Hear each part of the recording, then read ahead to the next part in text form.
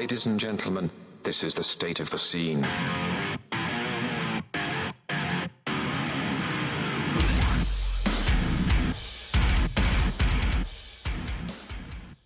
Yo, what the fuck is up, Warped Tour? The state of the scene at SOTS Podcast on all social media. Sam here with Marcos. What the fuck is up, Marcos? FOMO's up. Why's that?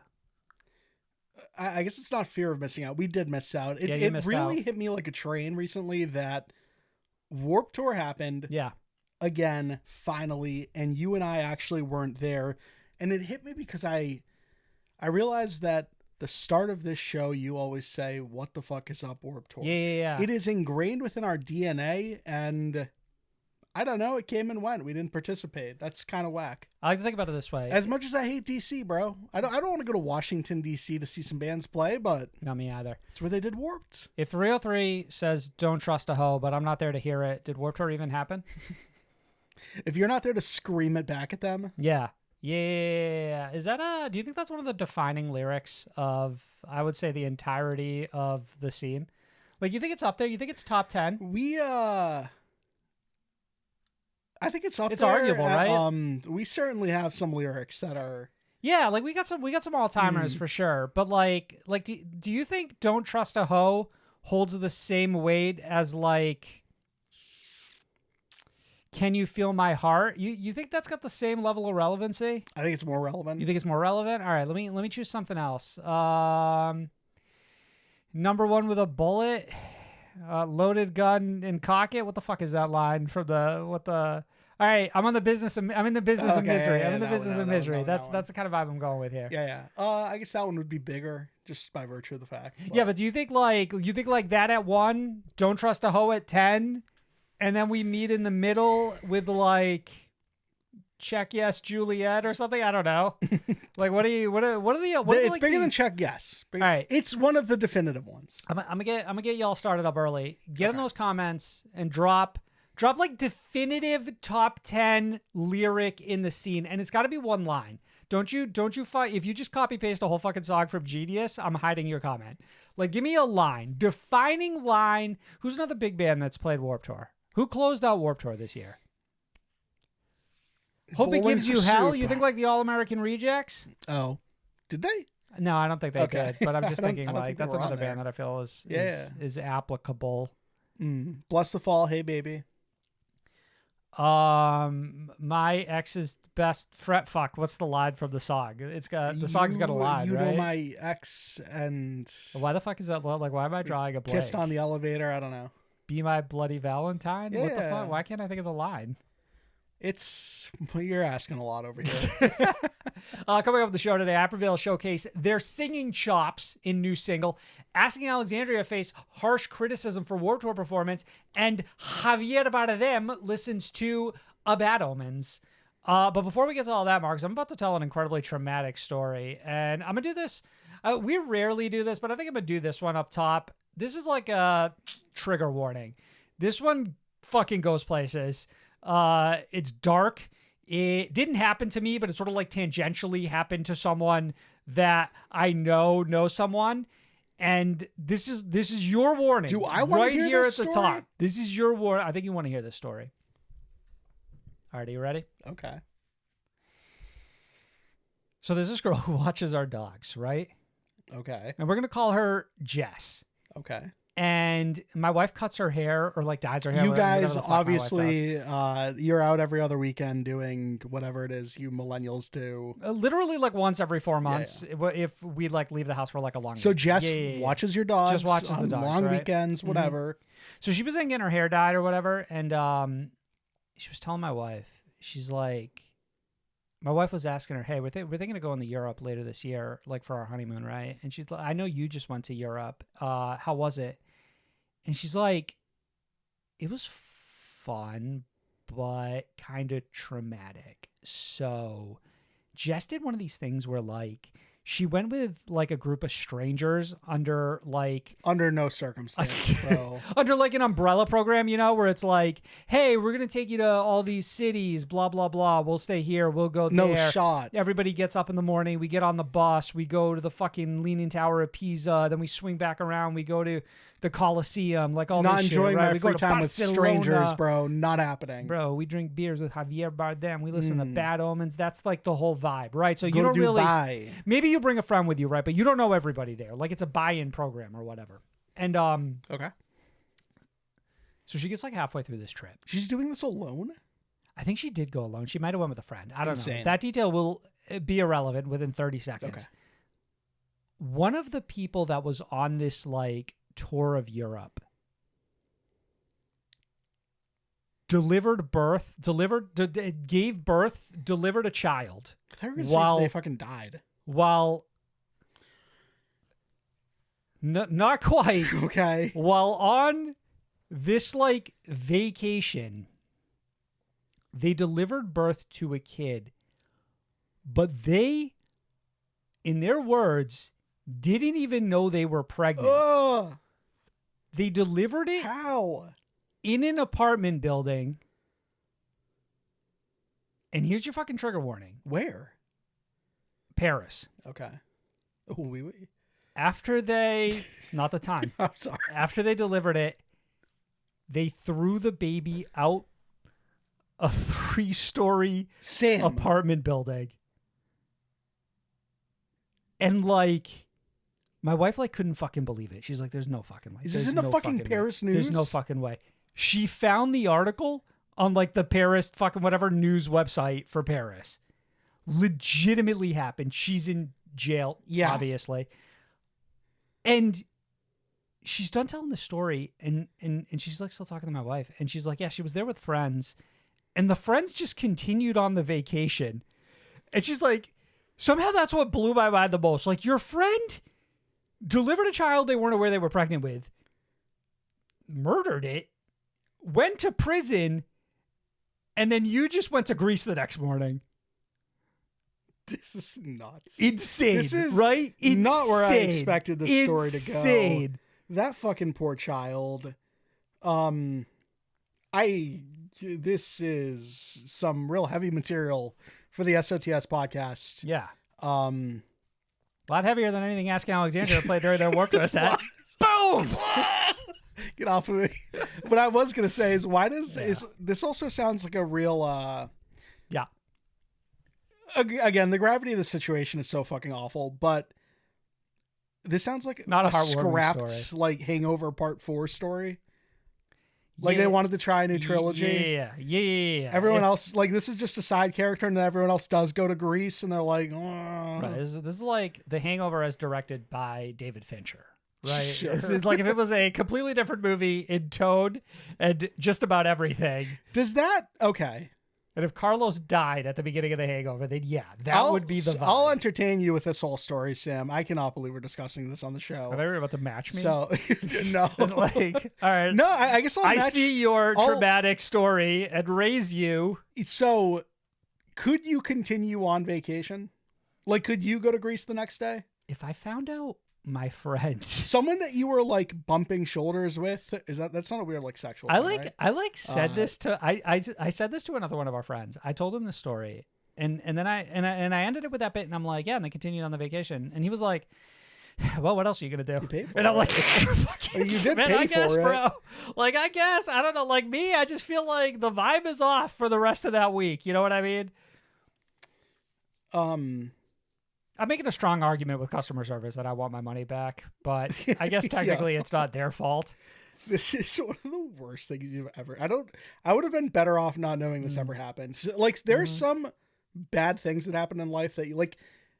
I don't need to read every bad story. I don't need to hear every bad story. I know what you're wondering is like, how am I going to make the transition into pitching the Patreon after this, Marcus? And the truth is that every link you need can be found in the description of this episode, including our playlist It's one of updated the weekly worst openings in the with every history of song this you show. hear on the show and more. Socials, merch store, Discord, and Patreon. Patreon.com/SOTS I don't podcast. approve of any of this. All Don't follow patrons us. will receive access to our Do not deluxe give us money. episode feed. This week, we break down the newest drama in popular subreddit r/metalcore as they discuss what should or should not be considered metalcore. You didn't ask me about my trauma. Marcus, did you have any banter for this week? I did. So I had to. Long-time listeners from last week will remember that I bought a Switch and it hadn't delivered. Yeah. Recent update is that I canceled the Switch order because Verizon just never fulfilled it. They just never shipped it. Yeah. And it took a lot of strength to get up out of bed this morning. I can imagine. I was actually playing Switch right before you showed up, and like you were in the back of my mind. Like I was so thinking bad. about you with like a, you know, kind of like when a rich person drives their Rolls Royce through like a broken part of town. Like they don't stop, but they do take a moment and go like, these people deserve better, and then they go eat like a fucking $12 million meal, bro. What's in the news? The news. Ask Alexandria bassist Sam Betley seemingly apologizes to fans who voiced criticism of the band's performance at Warped Tour this past weekend, which many blame on what they're calling an apathetic performance by vocalist Danny Worsnop. Marcos, you and I, we bounced around this performance. It's posted on YouTube. I don't think officially. I think people just uploaded it from the actual official like Amazon Music stream that played during the, I guess the entirety of Warped Tour, or was it just one stage? I don't really know. There were a lot of sets that were posted. No, it was like, I think they shared which bands would be like streamed live. Okay, all right. So there were probably like a dozen of them online, bare minimum, that I saw. Ask Alexandria was one of them, and a couple videos started making the rounds. People were posting in like r/asking Alexandria. A couple of things before we really dive into it. Saying it's Jover and for the fucking 27th time in this band's career. You said we bounced around that performance. Yeah, we bounced around. I think that's probably the most any fan of this band can do. I bounced around trying to find a song I liked. Imagine trying to watch this whole performance in full. Nah, son. Imagine sitting for that whole performance at Warped Tour. I think they closed the night out too. It was dark. One thing I'll say, however, like, and it's barely giving credit to this band, but some of those Amazon streams, the audio was so beyond fucked. Oh, for sure. Ice Nine Kills, especially that performance I watched, like you could barely hear Spencer. Yeah.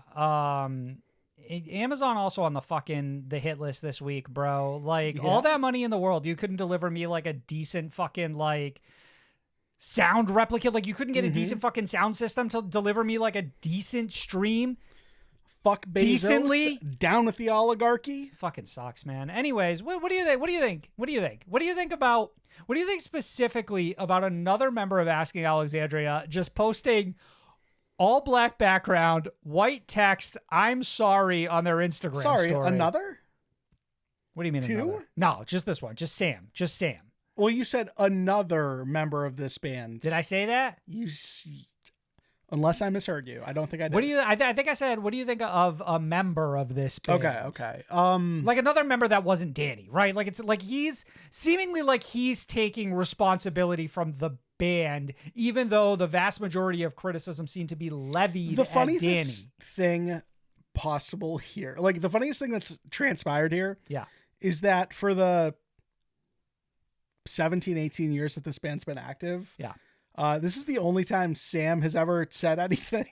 What do you mean? What are you talking about? It's the only time Sam Betley has ever spoken up me about personally. I'm like, Alexandria. I stand on business all the time when it comes to Asking Alexandria. It's always been the mouthpieces were Danny and Ben, and then it was Dennis and Ben. Well, Ben's not around anymore, and then so Ben left. Somebody's got to stand up. Right, and now Danny won't even show his face, so he's not going to talk. Yeah.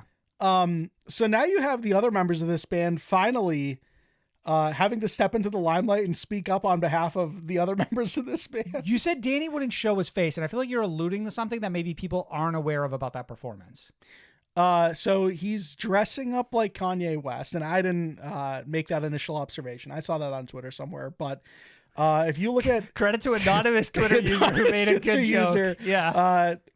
If you compare what Kanye West is dressing in 2025, probably not all of it, based on some clips I've seen of what he's been up to. I think because of Kanye West's current... Danny Worsnop also dresses like in all black, like gloves, big boots.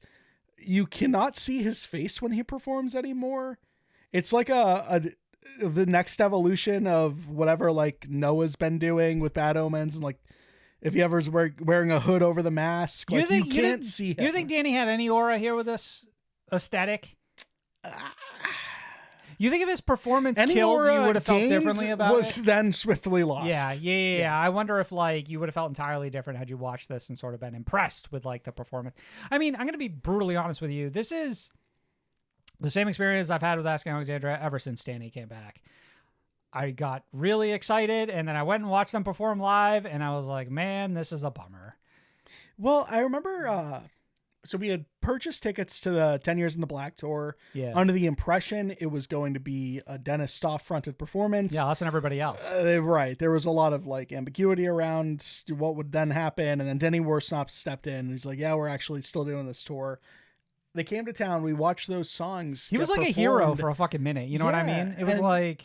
Right. It was like part of it's just like, okay, well, if you're going to bring another vocalist back into this band, or if you're going to bring a third vocalist into this band, it being the original guy who had just departed, cool, fine. Yeah. And then they performed, and like, I don't remember it being bad in the sense of like, oh, the screams were really just dreadful. It wasn't that. It was, but it was the energy. Stage banter and the energy that was just unimaginably impossible to sit through.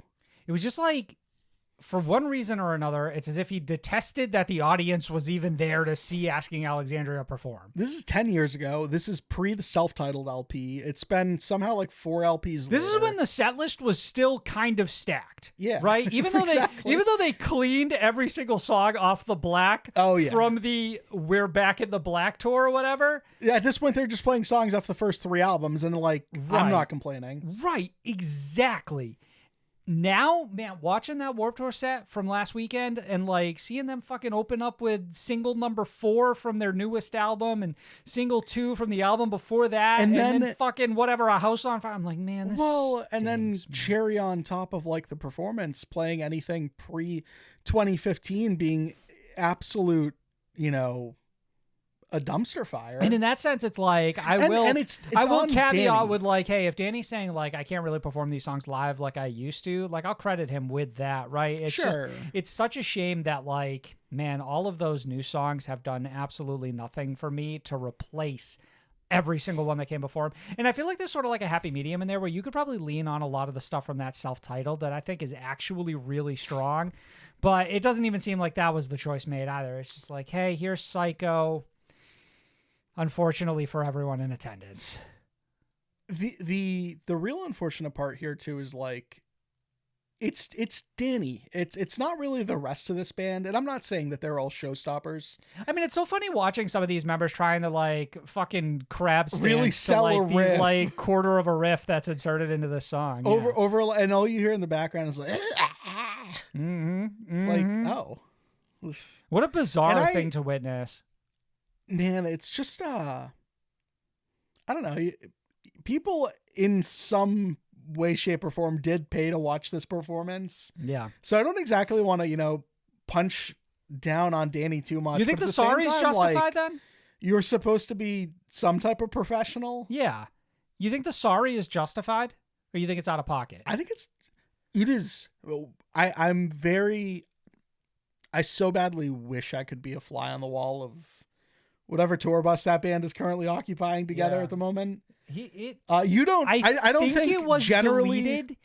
I don't know if I got to it late or if it was deleted. It was like one or the other. I think if it was deleted, that's interesting. You don't tweet that, but at the same time, it does feel like bad form from like an interpersonal relationship type thing. But maybe it's bad form if everybody in the band seems to agree with criticisms and feels that they were also let down in terms of like this opportunity and being put on like the spotlight and have a closing performance at like... Danny was kicked out of this band?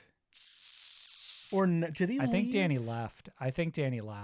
Well, I'm curious if a lot of it's like, okay, do we feel a lot of the same emotions that we felt back in like 2014 maybe? I mean, that's like, we're reading so in between the lines right now, but I think like on paper it really is easy to go watch that performance and say like, yeah, this does feel lackluster. Well, the subplot to this whole thing is that this is the most interesting topic we've had to discuss around asking in since like years. Ben left 2 years ago. Yeah. Yep. Which is like something that I constantly forget, and then like I'm reminded, and it just kind of bums me out all over again. Like Ben's also one of these guys where it's like he left, and then like he fell off the face of the earth. Like it doesn't seem like he posts on social media anymore or anything. Asking, I'm sure, still pays the bills. I feel like there's been plenty of tracks off these last 2 albums that have done fine. They got a so fucking. I was gonna say, like, I mean, maybe these other members don't necessarily have a foot out the door, but like. Danny's second stint, Ben's gone, and maybe you do have nothing. Maybe you are, you know, whatever. You'll tweet whatever you want now, because like, what do you have to? They're gonna tour with Chevelle Chevelle this summer.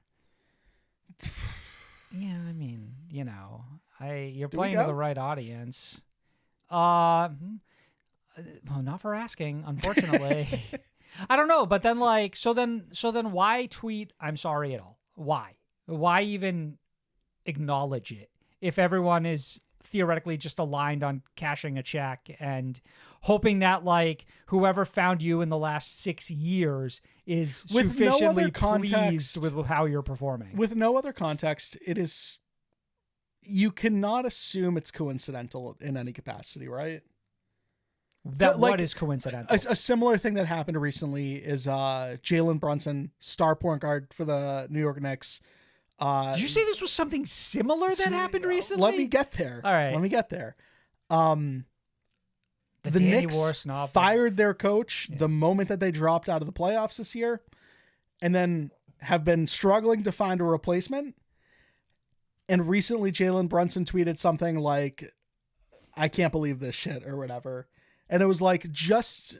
you know, black and white or gray enough to like you don't really know what he's talking about. But everyone and then knows had to clarify like an hour later, like, ah, shit, my bad, guys. I was talking about Love Island.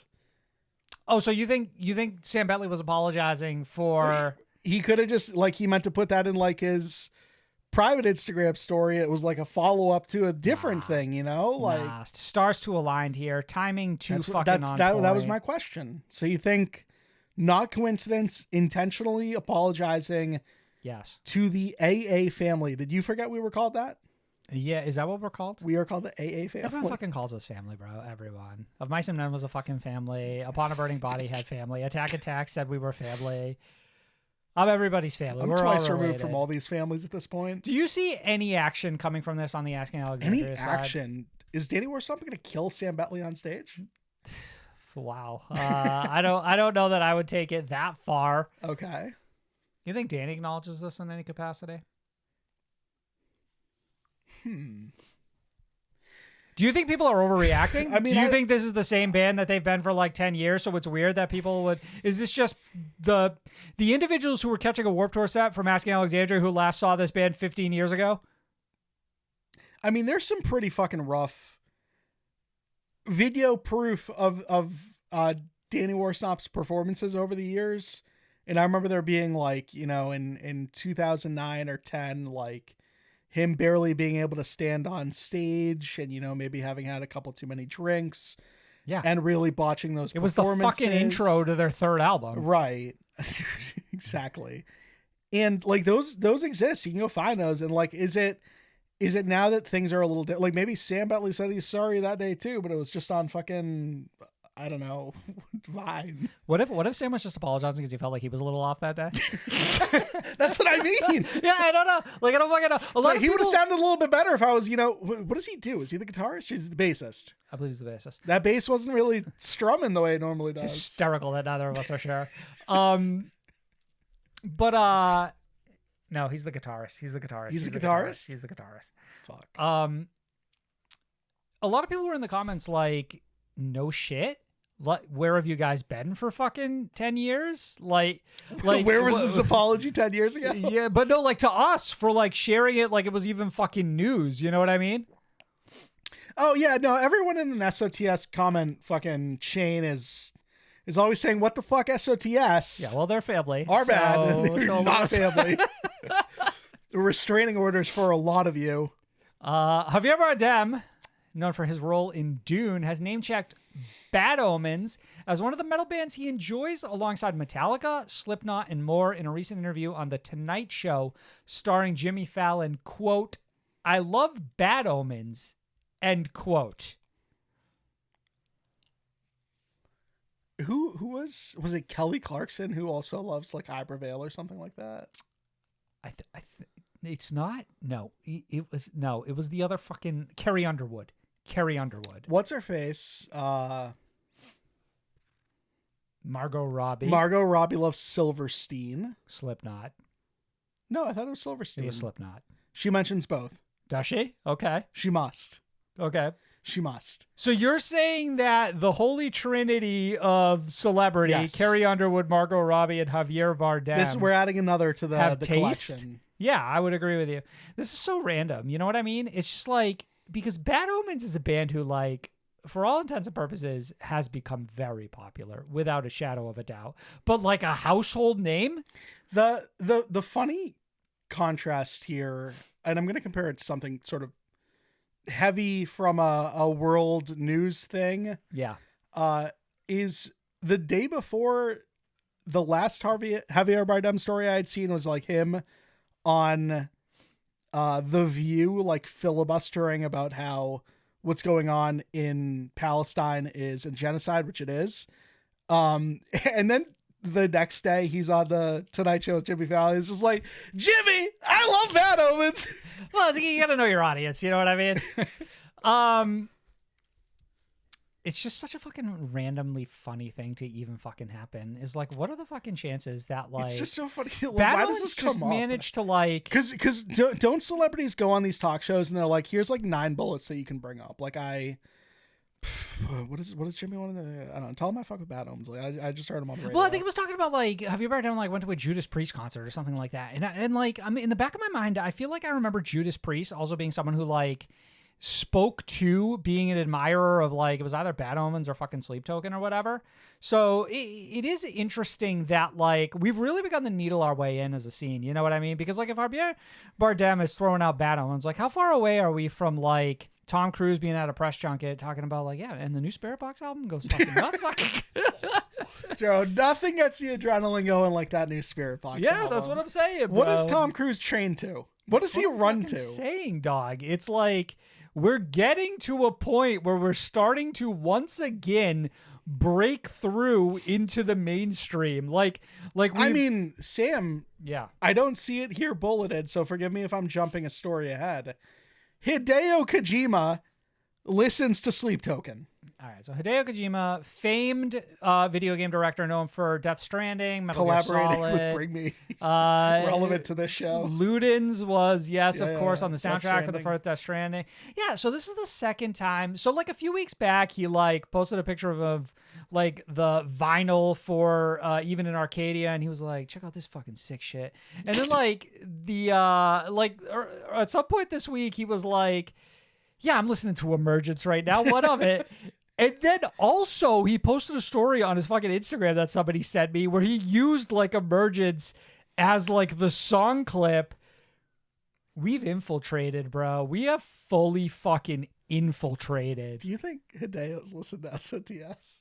This has always crossed my mind of who could have randomly stumbled upon us. I don't think we're quite big. I think the closest would be I've seen a post from this account on social media. Sure. For me, that's the closest we could ever get. Sure.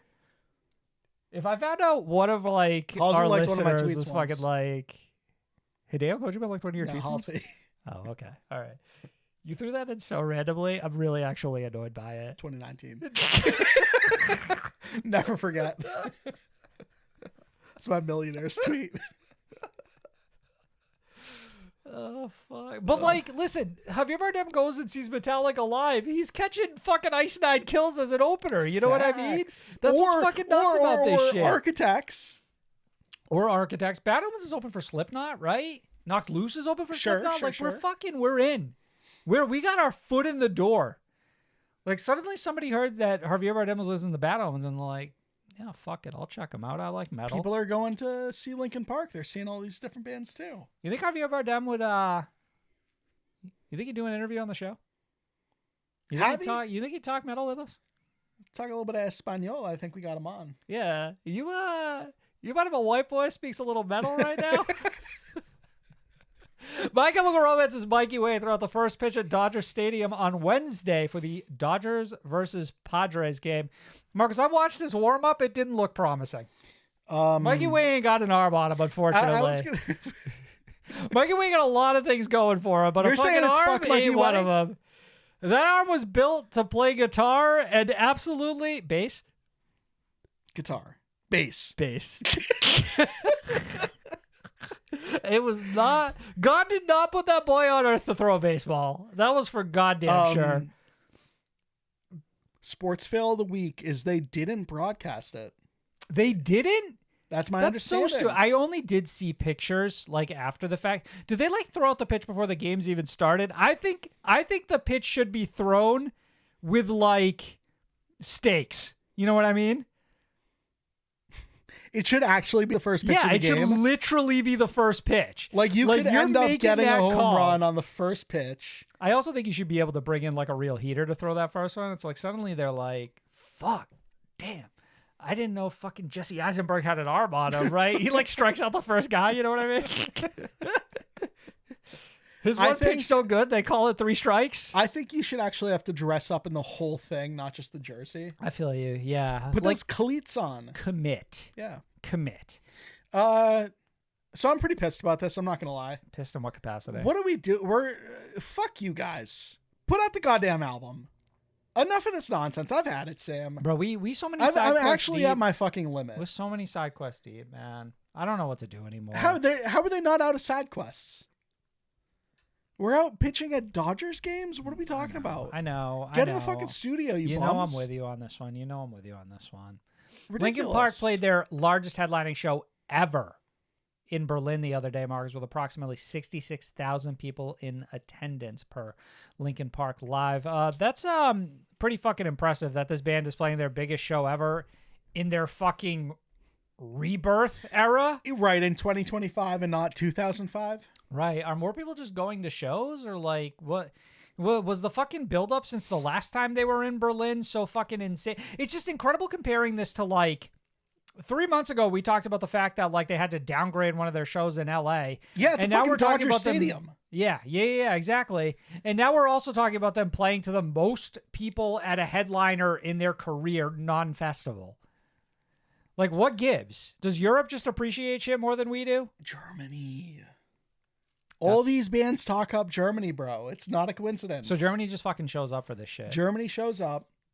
What I will say here is that like you touched on the fact that it's 2025 and this band's suddenly performing their biggest headlining shows yet. Yeah. I think that's incredible. Yeah, I think that's so pretty cool. sick too. I think it really reinforces that like the return of Linkin Park was, I don't know how else to say it, like necessary. That's the word I was thinking of. Yeah, it was just like we needed this band back. We just did. And like, I'm glad that we're showing up for them and we're showing up in droves, like the fucking most we've ever shown up ever. So that's pretty cool.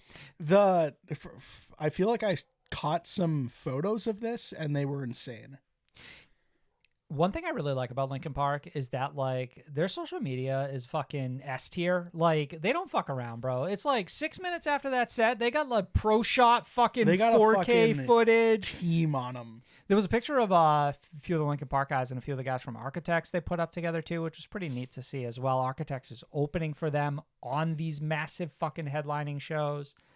I would guess this band has performed to 100,000 people at a festival. Yeah, you gotta think what's like the biggest festival draw? Like, is it like what's the biggest festival like fucking period like Yeah. in the world? That's actually a fantastic question. I don't know that I know the answer.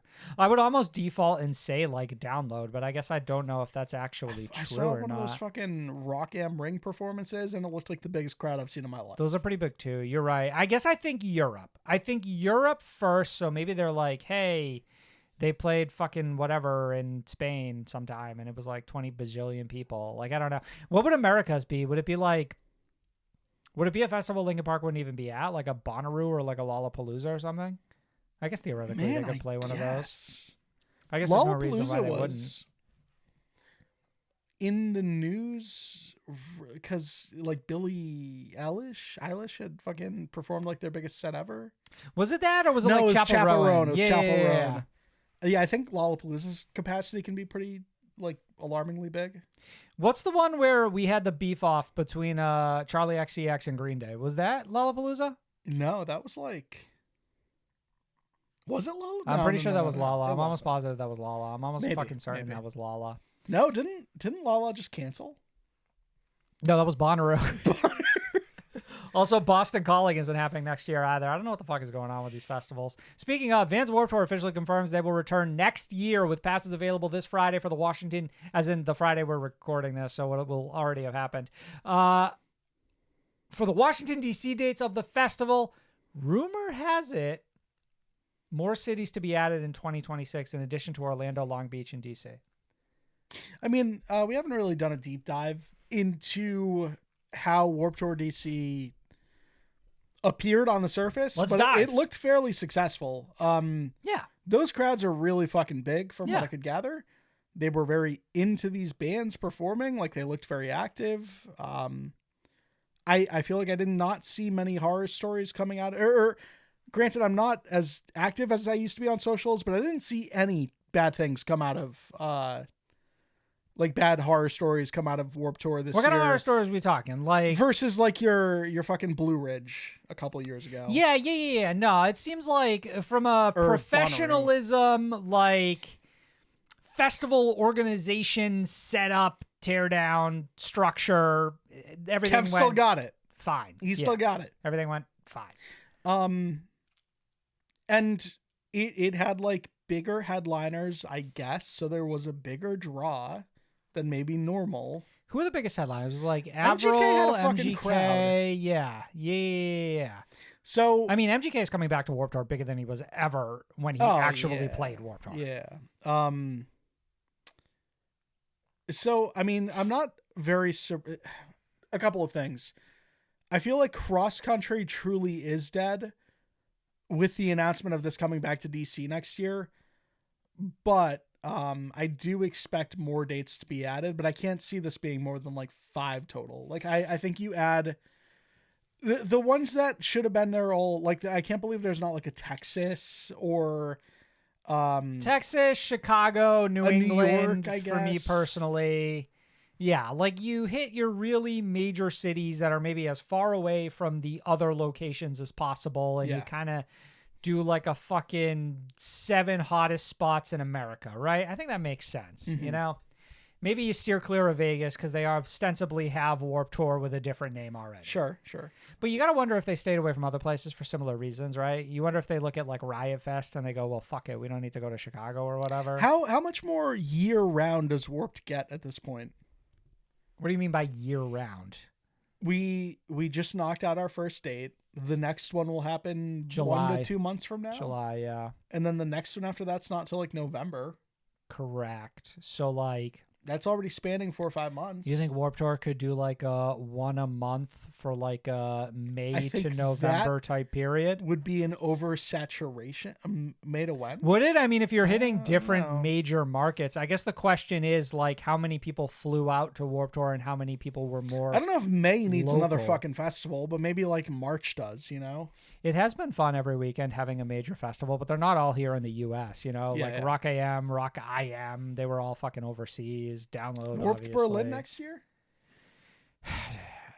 I think actually of all things not to happen is Warped going overseas again. I think it will strictly be an American festival, All right. but I could be wrong. It just feels like over in Europe, they got the fucking festival thing so fucking figured out that I can't imagine that like anybody's really asking for another, but you know, Alexandria? Europeans comment below. Members of Korn say Sleep Token shut up the naysayers with their recent headlining performance at Download Festival in an interview with Daniel P. Carter. Specifically, Korn guitarist Brian Welch and James Schaefer praised the band, quote, "They got the songs to back it up," end quote. Marcus, Korn fucking real ones? Korn been real. I think Yeah. that's something that we fail to acknowledge. For, They don't come up on the show often. On the show. I don't think we've ever talked about a fucking Korn song on this show, period. Korn, one of listen, these unks don't often have bad opinions. I don't remember the last time Korn came up in the news and it was like, what are these fucking guys talking about? similarly to a Corey Taylor every 5 months who's like saying stupid shit in general. Okay. So Korn are real ones. That's established here. I also feel like, is it not Korn that's been like, hey, Gojira, Knocked Loose and shit, like jump Spirit Box, jump on these fucking tours with us? Like, they've been fucking good about that shit too. Yeah. In the same way that like Slipknot has been. Like, I think we're just seeing a lot of fucking Chevelle. The market sort of like just sort of crisscrossing currently. Yeah, Chevelle, of course. I don't really have too much to say about this one other than the fact that like Sleep Token is so the moment that like even bands who are more popular in their own right, even find themselves drawn into the conversation. It is, and I didn't watch this clip, but I can see how it happened. Like Korn, you guys recently performed at Download. Like, did you watch any other bands before Sleep Token? I think Daniel Picardo has like a thick British accent, not to like sort of influence your performance here, but yeah, but I can see how it came up, and you were right. It's so of the moment. Like, how can you not talk about Sleep Token? It's on the tip of everyone's tongue, which is still so surreal to me. I'm never gonna get over this. Here's part of the reason. It's been like Marcos, 2 years that I've had to like get over the fact that this is the biggest band in the world now, and I'm not there yet. Sleep Token has reclaimed the top 6 spots on the Billboard Hot Hard Rock Songs chart over a month since the release of their newest album, Even in Arcadia. So we've had one like more bullet. This could have been a deluxe, Sam. Hey, we've had some other bands like filter in and out over the course of the last month, right? Like they'll pop their head in and be like, oh, Evanescence is there, Falling in Reverse is there, and then like Sleep Token just slowly crawls right back up and like completely owning the top 6 spots on that chart a month after the album comes out. Like, just so we're all on the same page, 2 of the songs in that top 6 are not even singles. Provider? Oh, fuck. Do I remember? You don't have it? I can bring it up right now. So the 3 singles, I would guess: Emergence, Caramel, Damocles. You gonna bring it up before you fucking start guessing? God damn it. All right. That would mean 3 of them. What's your official guess? If you give them to me in order, that would go crazy. Top 6. Emergence has to be 1 again. Correct. Caramel. Correct. Damocles. Correct. Fuck. This is where it gets tough. Provider? Incorrect. Provider is actually at number 9. No. Yeah. I don't have the other guesses off me. Number 4 is Dangerous. Number 5 is Guessamain. And number 6 is Look to Windward. And for what it's worth, number 12 is Infinite Baths. Sure. Whatever.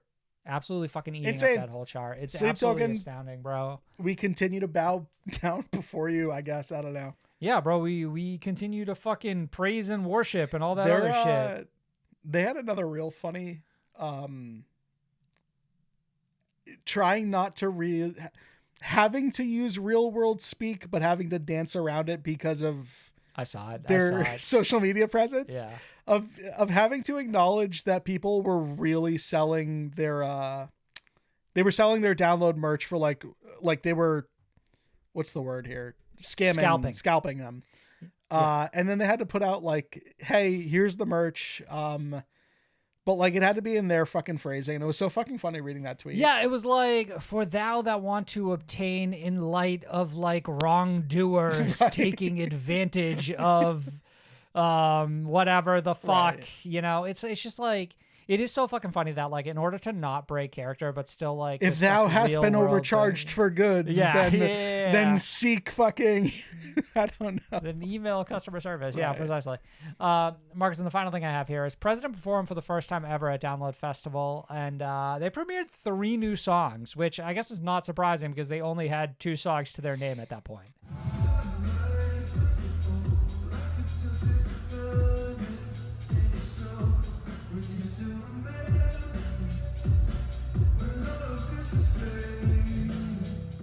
A lot of people are clowning this performance, Sam, for a number of reasons.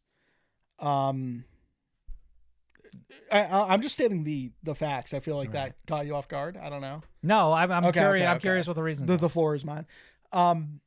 So one being that people thought like the look didn't quite translate so well in person in the daylight. They're a fraction correct that in the daylight with a more limited level of production, yes. It My does counterpoint, not, by all means. well, so it's an agreement with you. Uh-huh. It's people claiming that it was an auraless performance. Go watch Sleep Token's first performance at Download. They look as goofy. Wait for that production to kick in. Wait for that band to perform in the fucking dark in a club in the dark. I think it'll look a lot fucking cooler. I think it'll feel a lot bigger. Additionally, the fact that they performed 2 of their singles and 3 unreleased songs on a 25-minute set, they were getting a lot of flack for somehow not fitting in 10 more songs, and they were on a smaller stage. Like, I think a 20 to 25 minute set is as expected. Yeah, people were saying, I can't believe this band doesn't have like more songs to back it. It's a 25-minute set. They can't play more songs. They're not allowed. They had some interlude stuff, and I'm very curious if it's actually something that we're going to see in recordings or if it was just used as like set dressing for this performance. That would be cool. I mean, overall, I think that like another sign of promise. I think it sounded good. I'm excited to catch this band live someday. I saw someone in the crowd. You didn't like fully get their entire person, but they were wearing a suit with the white glove. I love it so much. Singing lyrics back at some point. I love it so much. I love how invested people are really early on, in spite of all of the fucking people who like cannot wait to jump in the comments and complain about another mass band now that like we they have complain a total about of 4 everything else. Yeah, that's precisely correct. That people are just completely unbothered and enjoying the next fun thing. Marcus, every week we, alongside our listeners, will help shine some light on smaller bands within the scene. This week, The Spotlight. I recommend xIron Sharpens Ironx and their new song, Grasping at Straws.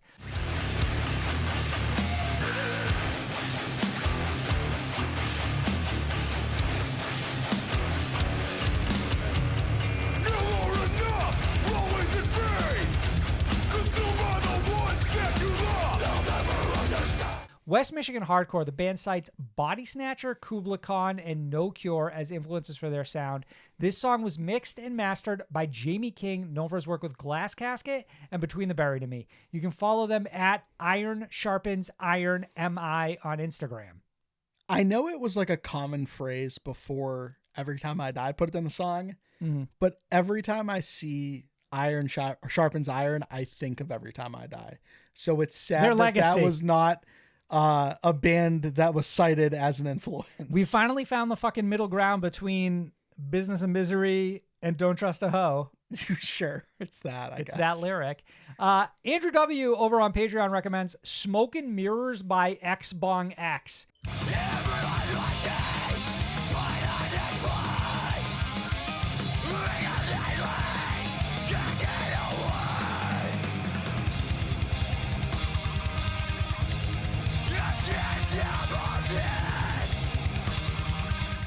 xBongx is a metalcore outfit from Providence, Rhode Island that bring face-melting metalcore straight out of the MySpace era and into the modern day. You can follow them on Instagram at xBongx _666_420_ you guessed it, 69. Hate to praise a band from Rhode Island, but that's hate to praise a band from fucking Rhode Island, bro. It's a song aside, even that's a good fucking handle. We show up for New That's England. a good handle. And finally, patron Mr. Darkside recommends Dead to Me by All Faces Down.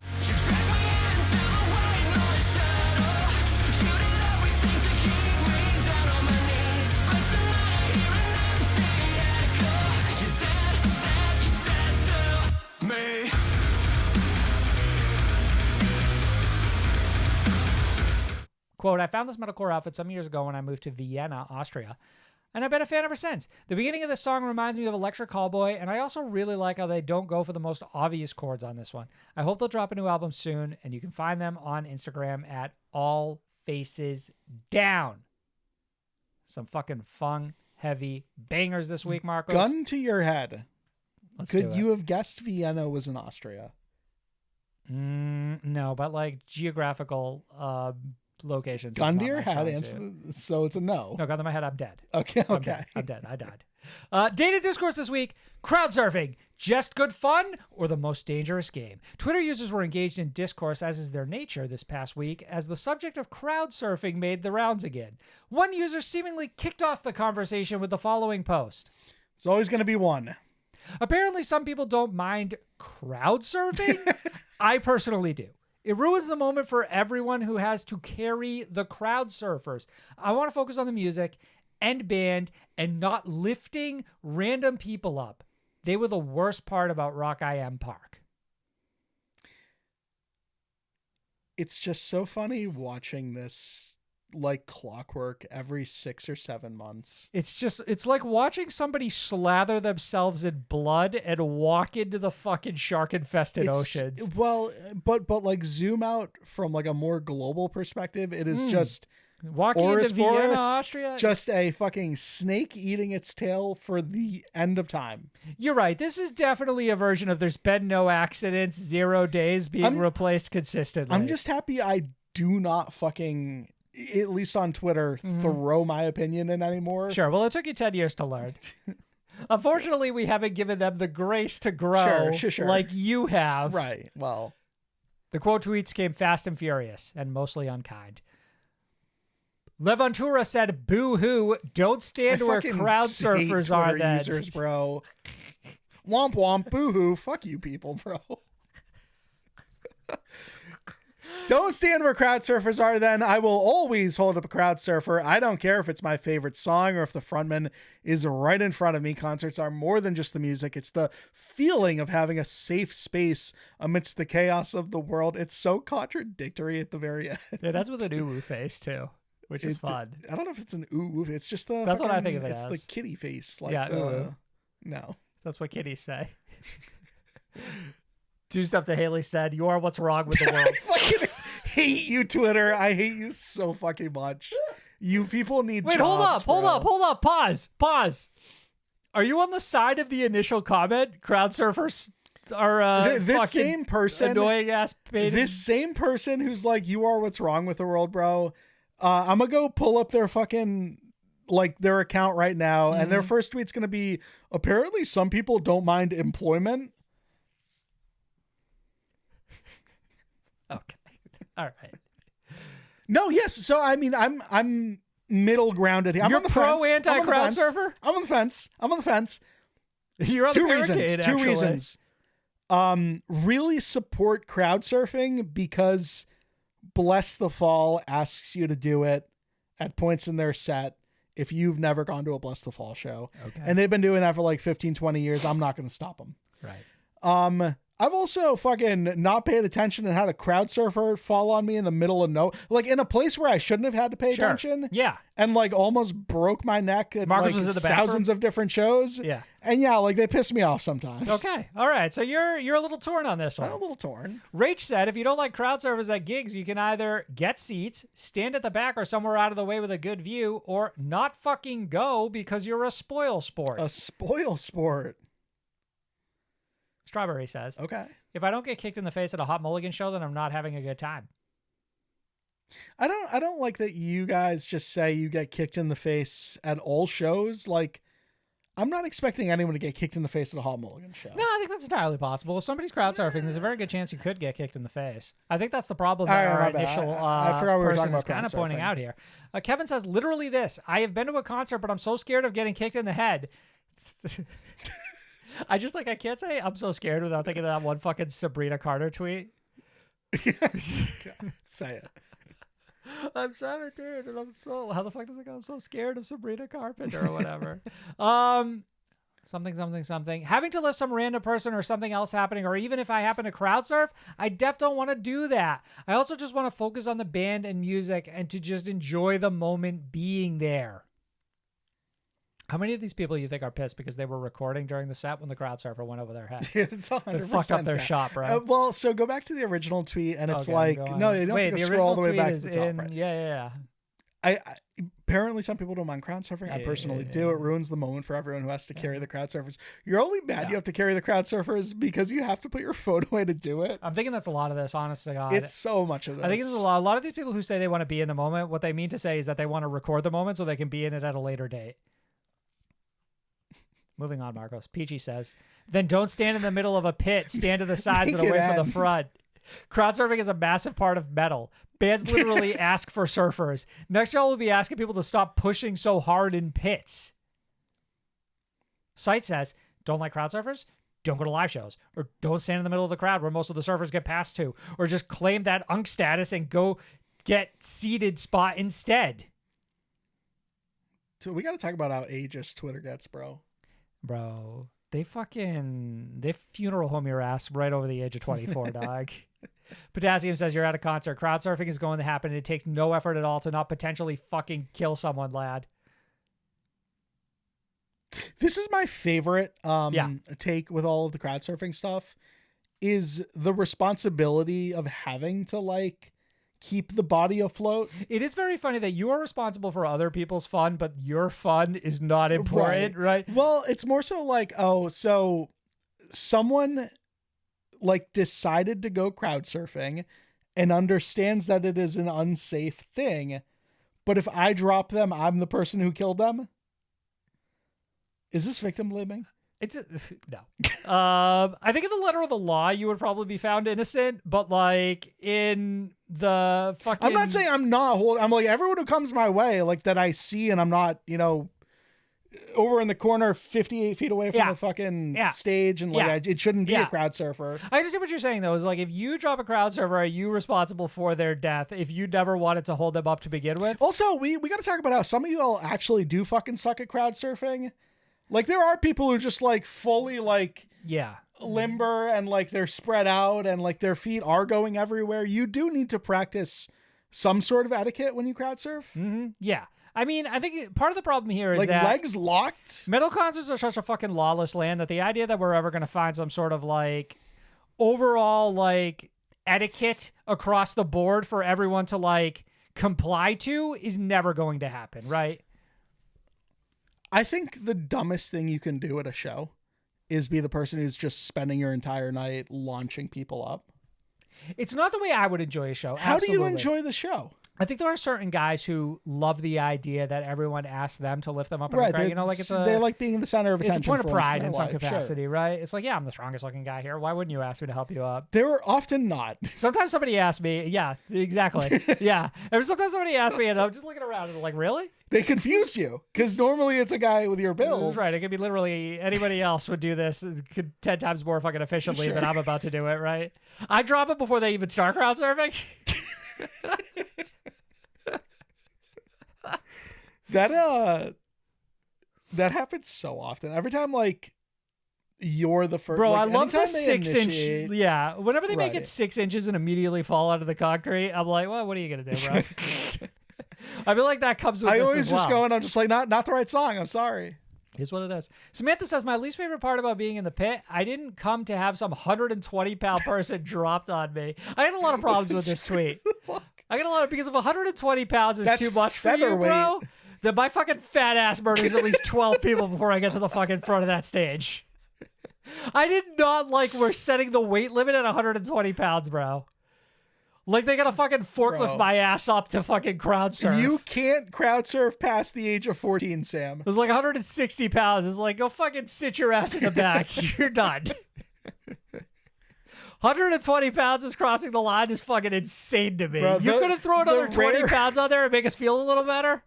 The rare this is the craziest fat shaming I've ever seen in my life, bro. Drawing the line at 120 is insane, dog. This is the rare or like the metalcore / eating disorder Twitter like for me, crossover. I'm praying to God this is a European trying to convert fucking what are they, kilometers? What the fuck?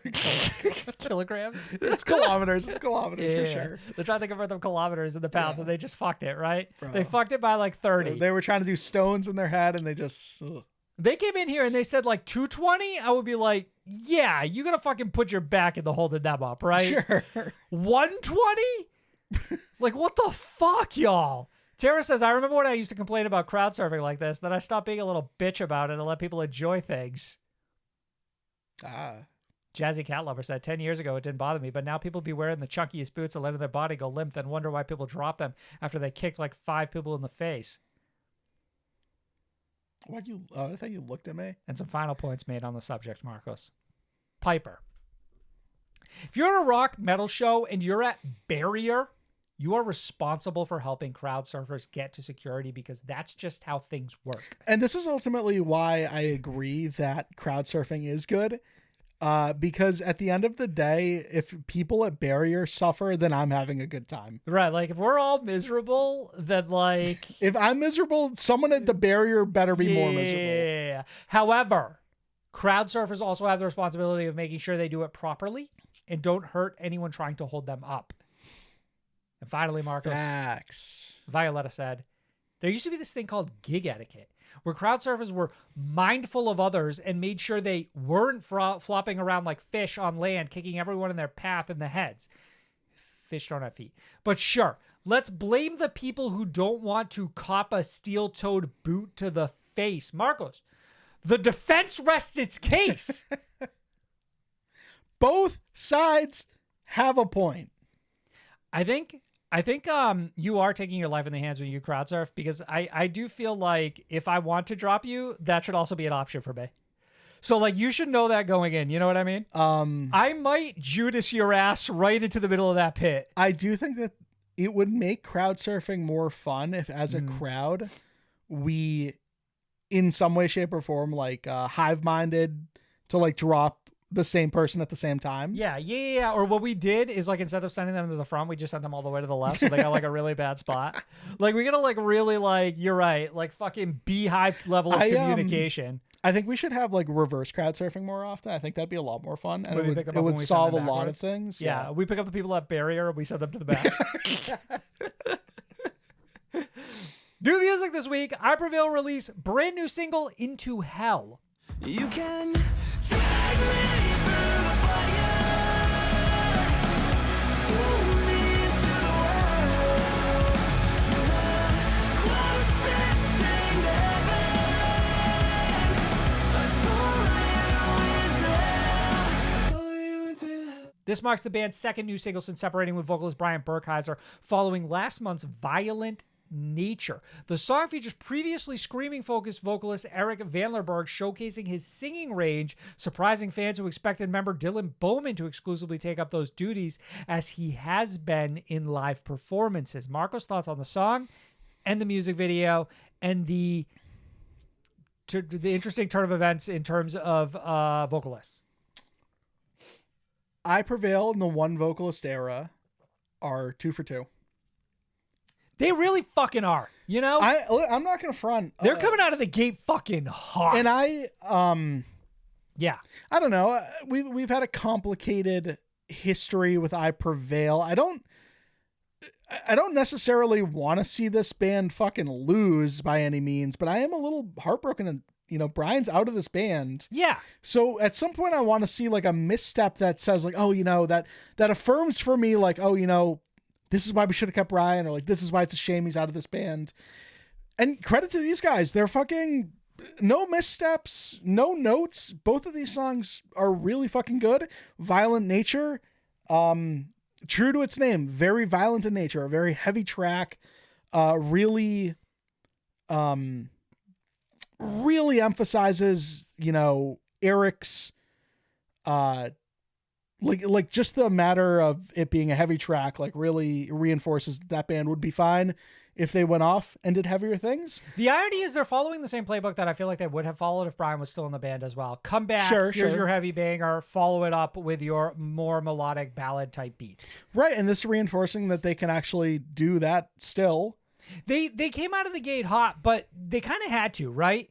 They because did. Like all eyes are on them with like this idea that they've set themselves up for failure by parting ways with what was ostensibly one of the more talented and like well-liked vocalists in this scene. Sure, right. And you know, they couldn't not be good. A bit of a powerhouse singer as well. Like I liked Brian as a vocalist because he was just a really good one. Like, he had fucking pipes on him. And Eric's proving that he's a pretty fucking decent singer here as well. This is a really He's great like track. surprisingly good, right? Surprisingly good. The only real weird thing about this track for me is that the chorus on paper, like lyrically, is bring me the horizon plagiarism to the highest degree. I don't think Bring Me the Horizon owns the phrase follow you. Fucking wolves at the door, the fucking devil follow you, and hell, if every heaven. third metalcore band can drop an undertow in the third verse, then I think follow you is fair game. It's not just that. It's like the tonal delivery. Line. No, I don't think tonally. I mean, this is closer to a current day Bad Omens than anything else, which is just like that's what's in right now. So that makes total sense to me. It does feel like I Prevail have sort of very quietly aligned themselves with everything that is like relevant to the current metalcore scene. Like they took 3 years off, they came back, and they didn't fucking miss a step, right? Yeah, for sure. But I guess that's most bands, right? Like everybody's just looking at like the current like what's popular, what styles work. Everybody sort of tends to kind of mimic themselves in different ways, right? Like Violent Nature came out and it kind of sounded like the last couple of heaters from like Architects and Falling in Reverse. And then they come out with this song and it sounds a little bit like Bad Omens, The Plot in You. Plot in You. So this is directed by the Plot in You's fucking guy. Yeah, the music video director who did like the last 8 fucking videos for the Plot in You. George something or another. Absolute fucking staggering talent. Like he's got such a signature style so early on, and I'm pretty sure he started with the Plot in You. We clocked that shit immediately. Yeah, I'm like, that's that fucking, like it has to be. Like there's no way it's not.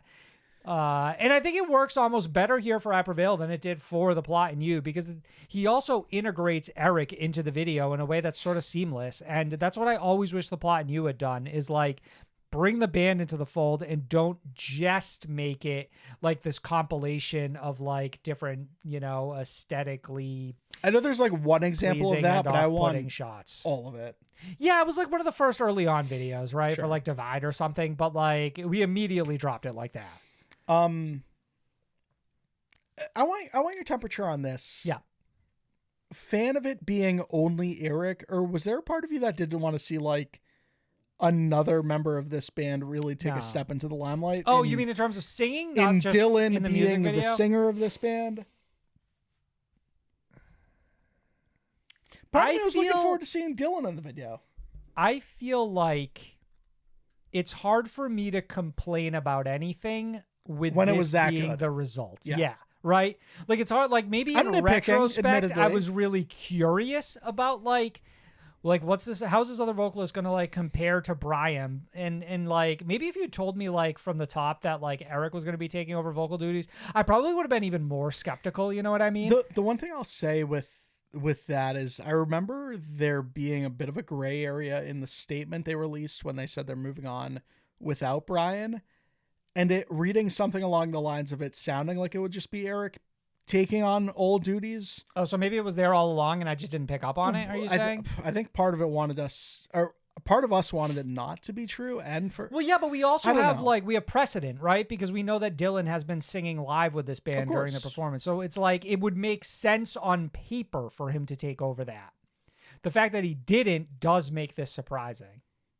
The band will have embarked on the Summer of Loud tour this week that we released this episode alongside Parkway Drive, Beartooth, Killswitch Engage, and more.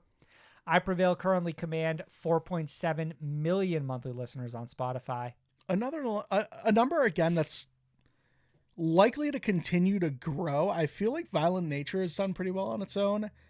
And I can't imagine this song does any worse. No, this almost seems like it has a significantly bigger breakthrough potential, if I'm being honest. Sure. As you know, the ballad generally does. Silverstein have dropped new single Drain the Blood featuring Dayseeker's Rory Rodriguez. Can I be honest now? I don't see a way we get beyond this hell. When everybody's saying it'll all work out, if you just sell your soul, all the things we tell ourselves. It marks the second single from the band's upcoming new album, Pink Moon, following up last May's Negative Space. Pink Moon will be the band's second full-length album, releasing September of this year, following up February's Anti-Bloom. Marcos, what did you think of the new song, the music video, and maybe specifically the feature from Rory? You really threw me when you said Negative Space, because I missed that this was the second single following up that. And I thought you got Anti-Bloom, like the title of the last record, wrong. No. I have a tendency to write things in the most convoluted, difficult to understand capacity. And I have difficulty understanding everything. So there's that. Okay, second single, follow up to Negative Space. Pink Moon's coming out. I think this is another decent single from this band that is absolutely carried by this Rory Rodriguez feature. Yeah, it is. It's maybe respectfully too carried by the Rory Rodriguez feature. It's hard to neglect how much I appreciate this song and Rory's feature, and if it weren't there, how I probably wouldn't spend any time with it moving forward. I agree completely. This has a really, really I want to call it like stiff chorus. Like it just doesn't have like... It's flat. It's got no punch to it. So the line is drain the blood from the arm of the artist. Yeah. And it's also one of those ones that's like real unrelatable. I'm like, I don't know. I don't want to partake. I'm not an artist. It's about AI. It's about AI. It's about AI artists and like... Whatever. Stealing from, okay, all right. Not in that sense. More of like I actually think it's a relatively like I'm kind of passionate about that subject as well. Yes, but like we're also to the point where now I feel like we're getting too much of that. Oh no, we're too passionate about it. Yeah. Marcus has already given in. He's given up. I'm not. So we see you lost a family member today. I'm sorry. Stop. Still excited for Pink Moon. We're coming in softer than Anti-Bloom, right? Yeah. Like overall Negative Space and now Drain the Blood aren't as strong leading singles as I felt Anti-Bloom had, but you're right. I remain relatively optimistic. This song just really needed, that chorus needed to be dialed up to 11, and it's just like, it's not there, right? It needed to be angrier. It needed to be more abrasive. It's just like it did not communicate with emotion the way it tried to or does with words, right?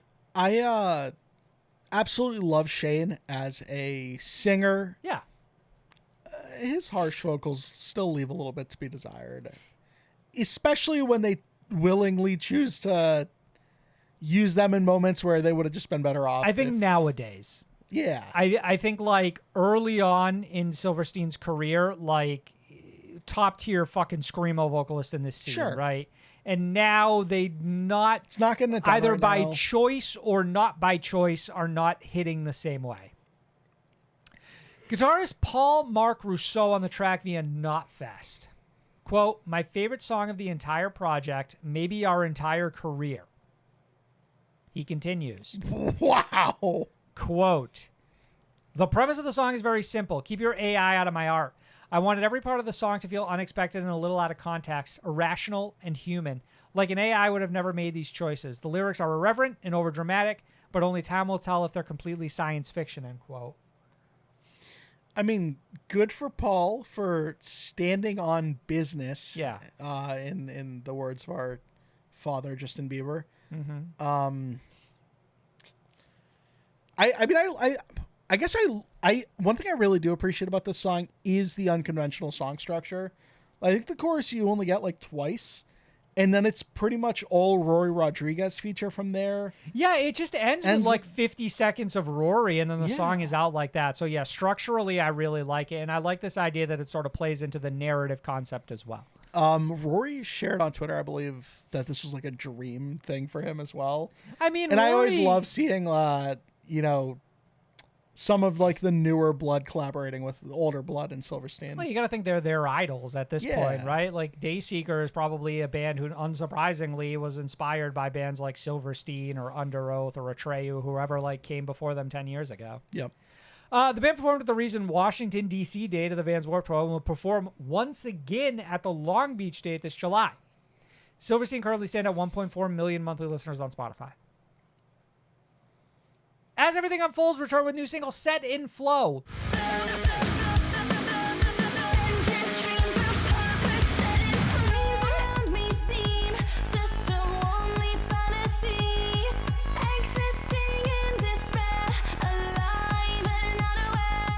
The single comes alongside the band's announcement that they have signed to Century Media Records. Marcos, we welcome back As Everything Unfolds. How do you feel about this brand new single and their new label home? I'll start with the label home. I think Century Media it's a real fun landing spot for them. Mm-hmm. I Century feel like, Media, name them. Top two that come to mind for me are Lorna Shore, Signs of the Swarm. Is Century Media the one like German deathcore band too? Yes, them as well. I can never remember their fucking name. I can't remember their name either. Mind Affliction? No. All right, none of those. Fuck. I think at the end of the day, What the fuck are they called? This is gonna bother me now. Thrilled to see As Everything Unfolds back at it, sounding really good in the face of a lot of the struggles they've had to deal with recently. What do you think? Chicken and egg situation here. You signed a Century Media Records, you start writing heavier material. You start writing heavier material, Century Media Records makes sense as your new label. Is it a sense of like you walk different? Like, oh, Century Media? Like, well, you got to think that there's like some sort of Century Media in particular, I feel like is a label that I do look at for more metal leaning, heavier side of the music industry. You know, I think there are a lot of labels who I think fluctuate more, but Century Media, like if I'm thinking your first two bands are Lorna Shore, Signs of the Swarm, and Maleficent. Mind Equation. Yeah. I don't know. I don't know their name off the top of my head. Fuck. You think it begins with an M? Ghost Chamber? I don't know. It's not fucking Ghost Chamber. I want to say it does start with an M, but I cannot remember. I got an MA. I'm not really getting a lot of hits here. All right. Anyway, yeah. I'm going to continue on with a quote from the band here. I'm looking up Century Media Records while you do that. Vocalist Charlie Rolfe on the new song. This song was written directly from the perspective of a replicant / non-human, starting off at the beginning of the song being told who / what they are, a carbon copy of another. Eventually, we follow them wanting to distance themselves from what they were, slowly becoming confident and comfortable in their uniqueness, learning how to be human, even reflecting on their previous existence in anger, being kept in the dark about their unique consciousness. The band will be playing multiple festivals across Europe this summer, including Graspop, Impericon, and Radar. I can't believe Impericon hasn't happened yet. Empiricon? What do you mean it hasn't happened yet? What do you mean? Like it hasn't happened like this year? Yeah, like the festival. Like I can't believe Europe still has festivals coming up. They got like fucking They have, 35 like, fucking more coming Reading up. This and is what I mean about Leeds. Warped Tour having zero reason to go to Europe. Like they have a fucking festival literally every weekend from like May till fucking August. Correct. Graspop and Hellfest are both happening this weekend. The funniest thing about festivals and like specifically the UK is that they're all named after like the worst places you don't want to go to in New England. Reading and Leeds. Fucking Reading, Mass, no thanks. Fucking Glastonbury, Connecticut, whatever. Like, ugh. Anyway, As Everything Unfolds currently hold over 100K monthly Damn, listeners. bro, over you jumped a bit. You jumped a bit. We barely even talked Well, I was about just this fucking cleaning up the slowly becoming bullets. confident and comfortable in their uniqueness, learning how to be human. I think this is Mental cool. cruelty. Mental cruelty. We were pretty close. We were in the vicinity. We got to reel it way back in, Sam. Also, like their newest albums are like Between the Buried and Me, fucking Reel it Orbit way Culture, like back heavy ass in. fucking bands, heavy ass fucking bands. I think that this is a cool perspective to write a song from. Mm-hmm. I like that it's a beginning, middle, and end within the song itself. From We a can storytelling reel it standpoint, back even further because I feel like we barely even talked about the song in general, which I think was really neat. Specifically, though, the aspects of it I like the most are when it got all sort of electronic and like we cut into the sort of the more smooth, clean singing aspect of it in the verses. I like when they take Charlie's vocals and they sort of like snip them and then like sample them in the background. It's really cool. Yep.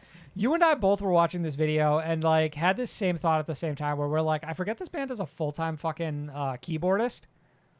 Which is something that always stands out to you and I because it generally ends up being our favorite bands of all time, right? Right. Well, and nowadays it feels like such a bygone era of I think it's coming back. Like- I think it's coming back.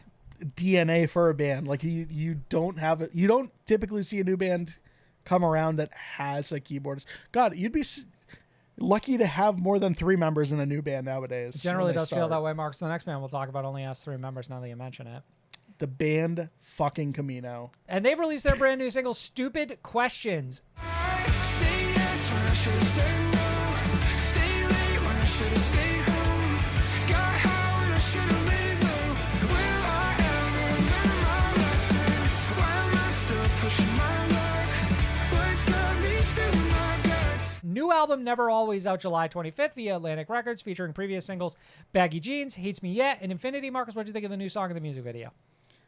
Band Camino are forever a vibe. Yeah.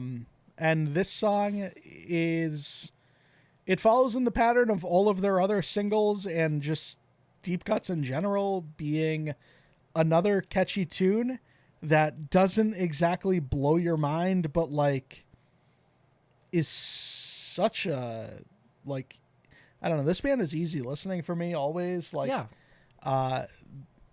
I feel like so many instances in which I will listen to this band, I will constantly just keep listening to them. Like they just end up being on rotation.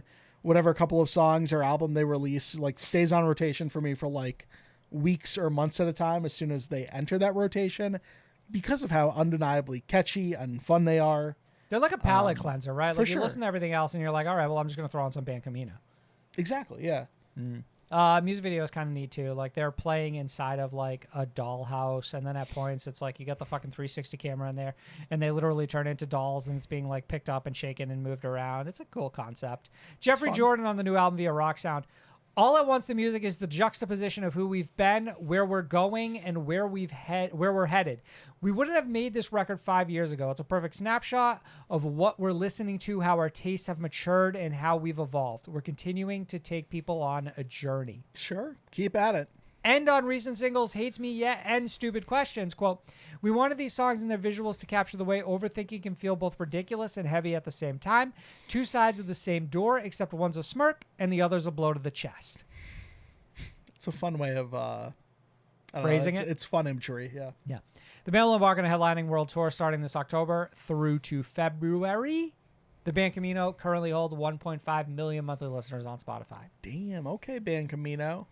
And finally, Sumo Cyco have dropped their new single, Villains. Prove it to me right now. Prove it. Prove to the world that you're no selfish clown. Clocks keep counting down. Why are you staring? Pressures reach to boil. What's at the top of your list? Exploitation profits. A martini with a twist. Are we all villains? Are we all villains? This marks the band's first new music since the release of 2021 full-length Initiation and its subsequent deluxe version. Marcus, what do you think of this track and the inspired music video that accompanied it? Sumo Cyco are a fun band, and I think that this feels like a real palate cleanser too. Yeah, definitely. Like, it was nice to sort of come out of like, all right, sort of like big top tier fucking metal and Band that doesn't take more metal themselves too and like generally seriously. some more metal, and then just come into something like this where it's just sort of like a quirky pop song in the alternative space. Is clearly having a fun time. The video is very colorful, very goofy. There's a lot of like costumes and set designs and things like that keep your attention. And one thing I did want to add too is I think Sumo Cyco is a very fun band name. It is a fun name. I wish I understood like what the background. It's what the Cyco I need to know the lore. CYCO. Yeah, but I'm curious what the lore is, right? Like, did you coincidentally just come up with, is this like one of those, like, we fucked around until we found a fun name? Or, like, is it like, oh, well, the street my mother grew up on was actually Sumo Lane. Oh, like, Sumo? Yeah. I'm in Ontario. And Canadian band, by the way. Did you pull that from that? Canadian. This band had Australian written all over them. Yeah. Something about the delivery did not read Canadian to me, but here we are. Vocalist Sky Sweetenham on the single, quote, "The track poses a question. How do we show up in other people's stories? Could we be the villains without realizing it? It's a tongue-in-cheek but rooted in real discomfort about privilege, corruption, and the spectacle we're all part of. I love writing lyrics that end in a question mark because they make you stop and think." Sumo Cyco currently set at over 20,000 monthly listeners on Spotify. Very fun. Very, very fun. The breakdown. All right, Marks, let's review some albums. We're going to kick off with No Place Like Home by Badflower. And if I die before you, I'll leave your toys and your food. Don't keep your head on the floor. You've got a lot to live for. And you could never know. This is the Los Angeles Act's third studio album. It released the 20th of June on Big Machine Records, and it was produced by none other than the band's vocalists, Josh Katz and Nick Raskulensk, I believe is how you would pronounce that last name, who has worked with bands like Ghost and Evanescence and Foo Fighters in the past. So random. Pretty wide spectrum of I just artists. like, sometimes I forget like how much in the rock space Badflower is, but how much I just consider them a scene act. Very fair, very fair. No Place Like Home is the follow-up to 2021's This Is How the World Ends LP. And here we are, Sam. I want to hear your thoughts. Yeah, here we are. You and I were pretty big fans of... Well, so a couple of things before we kick off this review in full. Yeah.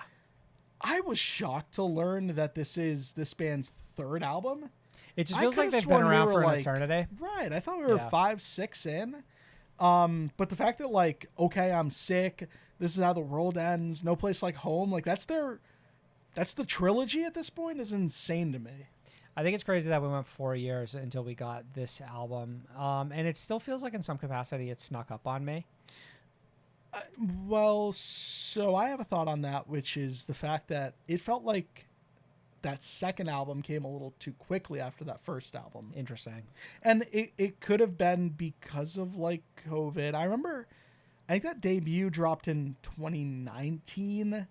So obviously the band was suddenly forced to stay at home and probably write another record, which is why it felt like that one got pumped out when it did. That said, I'm pretty sure that came out around the same time they were supporting... Or no, maybe that was a year later. They supported My Chem for a couple of dates on that reunion tour. I'd go even further back. I remember when this band supported Of Mice and Men on tour. I don't remember that. Yeah. Fun bill. It's No, one I I always don't. wish we went to and we never did. And it's Shame, a yeah. shame, yeah. Hey, I'll go one step further. Do you feel like this is a significantly better album than their last one? So outside of tracks like Family, which are undeniable, Oh, well, yeah. this is a big step up from that record, which I thought was a step down from the debut. Yeah, I felt that same way as well. I thought it took some interesting swings. They just didn't fully come together in the end, where I think this is much more consistent and cohesive across the board. I think one pattern rings true from album to album to album, and it like continues on into this one, which is that this band is still so very willing to throw anything at the wall They're a vestige and of just creativity. see what sticks. They should honestly be one of the most celebrated bands in the rock scene, period. Like, what they're willing to go out and do, how they're evolve their sound, like the chances they take, the interesting nuances. One of the most fascinating things about this record is that they approach the instrumental from like a very like jazzy perspective, where it's sort of chaotic, but always very beautiful. And I think it ends up being the glue that kind of like holds this whole record together. And initially I thought it was just something that we would see in like London. I'm like, oh, isn't this like a quirky novelty when that single dropped? And then like I'm listening to this album and realizing how much of it is really like based around that stylistic approach. And I think like because of that in particular, it really holds everything together and it makes it such a fucking cool listen. Like I feel like I could just sit here and like heap praise on this band for hours. Like what they do, it's like even if they're not fully knocking it out of the park like their last album, they're still fully enrapturing me with whatever it is they're doing. Like succeed or fail, they're just interesting. Fully knocking it out of the park like their last album, it sounds contradictory. Even though they're not fully knocking it out of the park like with their last album, which I thought was slightly underwhelming. So even when it's not incredible, I still find it very interesting, which was my big takeaway from their last record. Oh, okay. Right, Yeah. right. Sorry. Again, Well, I right, phrase things it's as confusingly as possible. I don't know. With this band, it's always like an accident you can't look away from.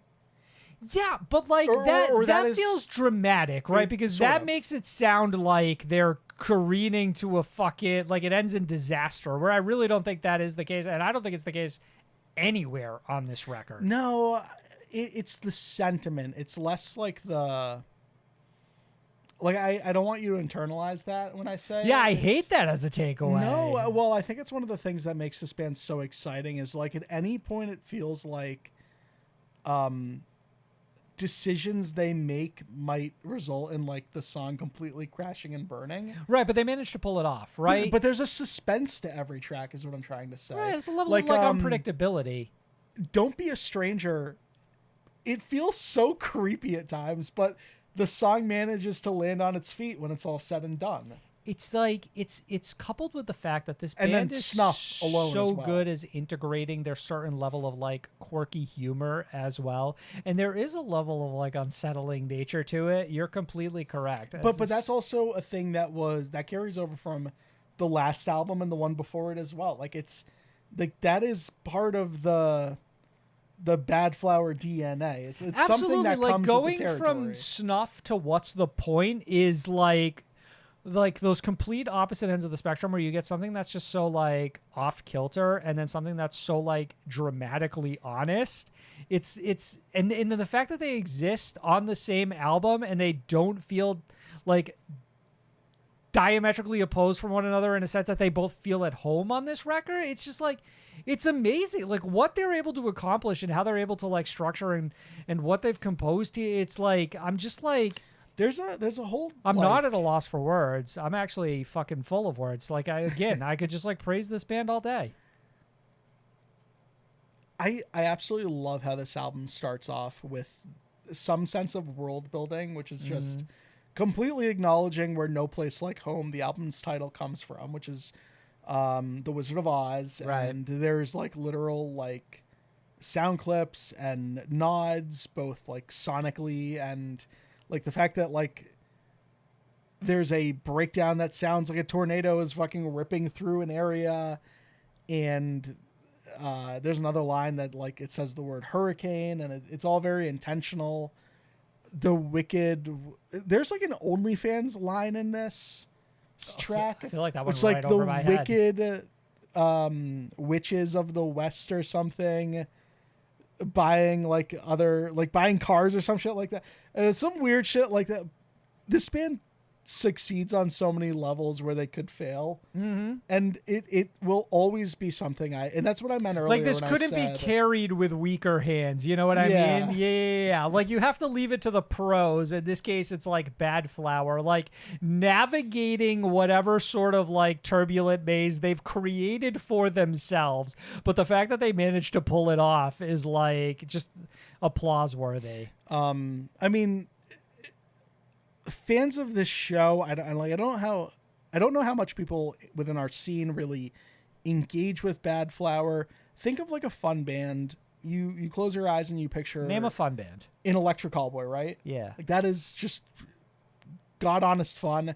Badflower's right there with them. Yeah. Like that, like Snuff, for example, the entire like breakdown of that track being a snippet that says, or like the bridge of that track being a snippet that's like, hey, we really tried to get in contact with like the owners of, Yeah, we tried to secure the rights for a song from the 90s, right? But Yeah, unfortunately, we weren't able The to do it, patent and we holders don't want to didn't reach risk back out or litigation. something. Yeah. I Like- think, like, if you want an example of their humor, go back and watch the music video for 30, and you can see exactly how that sort of, like, apathetic delivery and, quirky approach works so well for them. But then also, this band has tracks like Pause on here that you're probably gonna want to just sit down and crawl into the fetal position. These sad pet During- songs fucking kill me, bro. Between this and that Hot Mulligan song from a couple years ago, like, I can't handle that shit. It's too much. The fact that this band can morph into specifically Hot Mulligan at times with tracks like Story of Our Lives, and then having like some of the biggest like rock anthems and tracks like Detroit is what makes them so fun. They also have another track on here that's like, it's called like Number One or something, where they're specifically writing a song that is meant to be number one on the hot rock charts, and you have to like, it's all very self-aware and silly and stupid.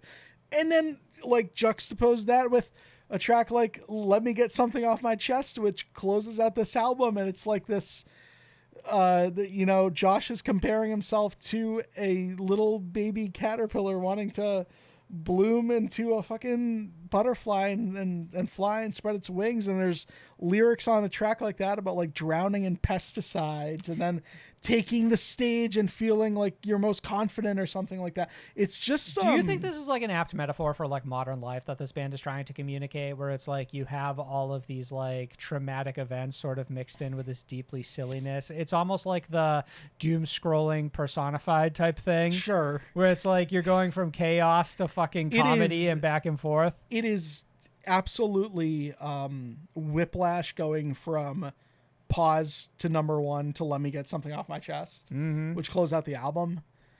I think like that could be a way to describe the listening experience of this one. But I think ultimately my favorite thing about this record and about Badflower in general is that they continue to just do their own thing. And what's cool about this band doing their own thing is they're so eager and willing to explore so many different sounds and ideas. And I think that they land so many of them, especially on this record, that it just makes for an absolute blast of a listening experience, and one that you pick up on more and more the more that you listen to it. So as far as like replayability goes, this one is loaded with it. Yeah. And they just continue to be just one of the fucking rocks of this scene. This band is undercredited so frequently, like underappreciated, understated. Here's how I wrote it.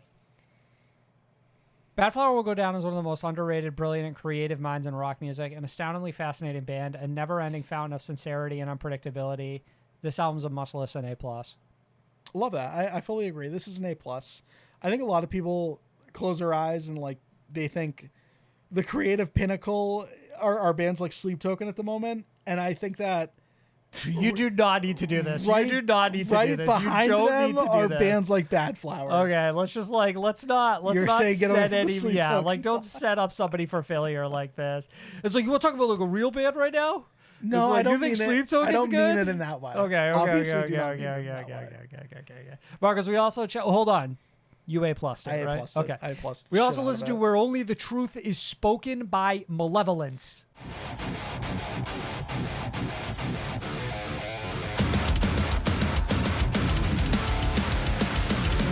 The disconnect between me and you. Always reaching the same conclusion. Trying to run 'cause you're strapped to kill. So I'll take my retribution. This is the Steel City, Sheffield, UK, Axe, fourth studio album. It released the 20th of June on Nuclear Blast Records. Technically, it's also like self-released on their own label, Multi-Levited or some shit like that. Okay, got it. It's like Malevolence without like the vowels or something. Yeah. It was produced by Josh Wilbur and is the follow-up to 2020's 2022's Malicious Intent LP, which is still such a clutch album name given this band's artist name. We had only been gotten to get into Malevolence when that dropped, right? Yeah, I did listen to that. I dabbled. Yeah, I remember there being like a ballad on that album I really fucked with. But this would be the first time we are reviewing Malevolence on this show, which is always exciting. The band had this to say on the record. Where Only the Truth is Spoken is a level up in every sense, musically, lyrically, visually. This is our first time recording outside the UK, and doing it in LA with Josh Wilbur was fun and refreshing. He's worked with some of the biggest names in metal, and his approach pushed us to challenge new heights. The production, the songwriting, the videos, everything about this record is bigger, heavier, and more refined. Everything in Malevolence is and always has been a team effort, and I feel like everyone really delivered on this record. To everyone who supports what we do, thank you. It goes without saying that we wouldn't be in this position if it wasn't for your overwhelming support. I'm excited to see where the journey goes next. Malevolence, made in God's own country, Where Only the Truth is Spoken, is how they signed off on speaking on this record. One quick tangent, Sam. All right, tangent me. I don't know if someone really took a fine comb to that statement about this record, but do Malevolence not speak British enough for you? Oi, bruv. I didn't even see a funny word in there that's they're British. That's right. Let's have it. A cuppa. Right, let's have it, mate. We fucking went to the US. And... I like to think the Malevolence went to LA and then they just started talking like this when they were done. You know what I mean? It's just they fully embraced the culture. They're Possible. American now. Extremely possible. And then you listen to the record and you realize, nah, this is pretty British. It's pretty fucking pissed off is what this record is. It's an angry little thing. Reminds me a little bit of that album we got from Orthodox a few weeks back. In a sense that it's just practically nonstop, just fucking blistering, fast-paced metalcore. Metalcore or metal or whatever fucking variation of this from that we Steel consider City, Sam. Steel City. Fuck that. That's where Bring the Horizon is from, correct? This is from Riff City. Because this album's got riffs. It's got solos. It's got riffs. It's got fucking everything you can do with a guitar on it. It's got riffs for 11 fucking straight songs, for 11 right? straight songs. Except maybe for Salt of the Moon, which has acoustic riffage. Riffage. And I'm not going to lie, Sam, I have a really, really good time with this record. It doesn't immediately grab me with a track like Blood to the Leech, but the moment that first single, Trenches, hits, I am so fucking bought in on everything that Malevolence is and what they stand for. Oh yeah, right into the next single. Trenches, if it's all the same to you, is Curb Stomp. Insane. Suddenly, and it's funny. I want to preface all of this positivity with saying that on paper, Malevolence is still a band I don't like. What the fuck? Well, in the sense of sonically, bro, bands come around with those pop choruses and they're slutting my ass out. Malevolence forced me to go outside of that and appreciate different sorts of choruses that are more metal driven or whatever. You're right. This is a weird middle ground when it comes to metalcore. Most other bands do this, and I'm so far disconnected from it or detached from it. We seem to sort of gravitate to sort of either one end of the spectrum at any given time, which is to say make it as angry and heavy and abrasive as possible, see Orthodox, or make it something that has this huge pop melody hook, see Sleep Token, right? And then when you get somewhere in the middle like this, it's a little bit okay, well, these choruses are built a little different and the breakdowns are built a little different. And this is a variation that leans more in fucking metal than anything else. Yeah, this is the we kill put a switch lot engages. of emphasis on the guitar work. Yeah. A little less on the breakdowns. And usually when those things come together, in that sense, a kill switch engage type of way, it doesn't always work for me. But here here specifically, because I do not remember enjoying that last record too much outside of the ballad, believe it or not. The ballad which is was just so fucking good. ridiculous. I will say that I don't think Salt the Wound is quite as good as the ballad from that last album, which I think was called like Higher That's fair. Power or something. I think you're right. But like they make up for it in tracks like Demonstration of Pain just being an absolute fucking ripper. They start hot and they go out hot as far as I'm concerned. Like Trenches, if it's all the same to you, fucking insane. And then Demonstration of Pain with Dirt from My Grave, fucking insane. Where this album loses me a little bit is in the middle, if I'm being honest with you. I think it just becomes a little monotonous, which isn't to say that it's necessarily bad. It just becomes a little too much of the same thing for me.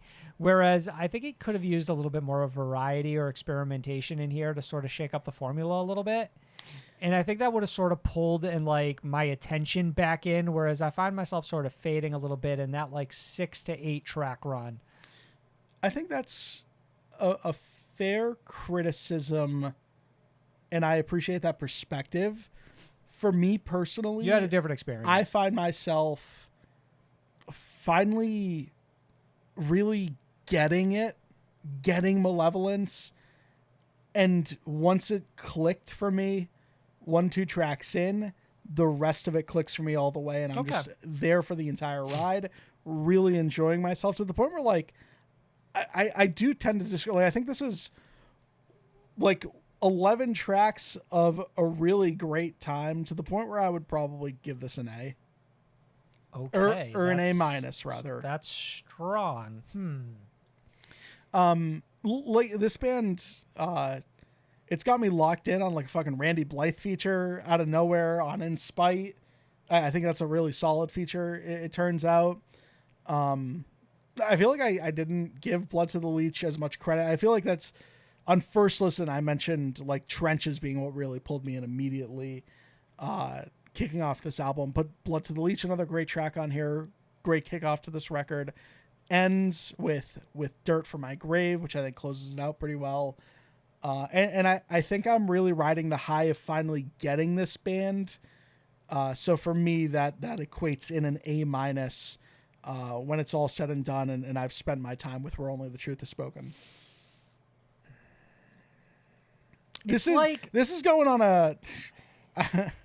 I gotta really up the gym, and I think that this Malevolence album is gonna put in a lot of... Yeah. I'm putting a lot of hours in on this Malevolence album soon. I'm like, I want to be there with you. I think like overall, I enjoyed my experience with this record. And like, I'm not going to deny that this band has like a technical prowess. I just think that maybe it's going to take a few more listens to sell me on this one in its entirety. I think I still feel strongest probably about the 2 singles at the top and how it closes out. I'll probably go from In Spite. Randy from Lamb of God does a fantastic job on there too.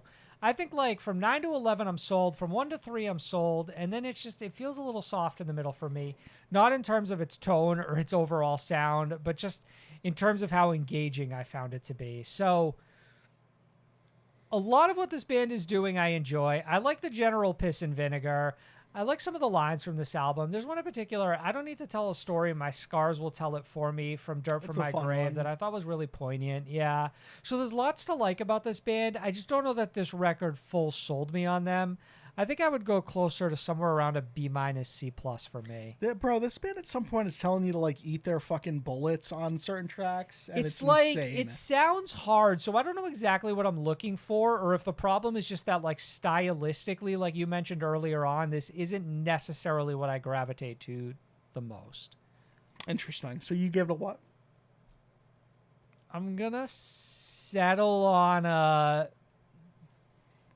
B-. Say it. Pull off the Band-Aid. B- is a little more than I expected, honestly. I feel like I was mentally preparing for you to give it a real C average. It's like, the problem is that I don't really think there is anything bad about this record so much as I don't think it like fully kept my attention for the entirety of the proceedings. What I will say is that this is the type of record that has me foaming at the mouth to catch this band live. Yeah, I think that probably would be a good sell for me as well.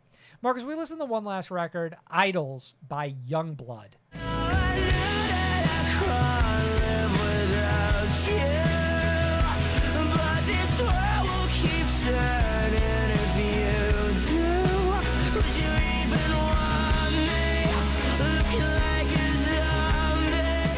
This is the Doncaster, South Yorkshire artist's 4th studio album, and part one of an ambitious double album, Sam, which I feel like has sort of been lost in all of the. I actually did entirely forget about that. Yeah. This, of course, released the 20th of June on Locomotion / Universal Records.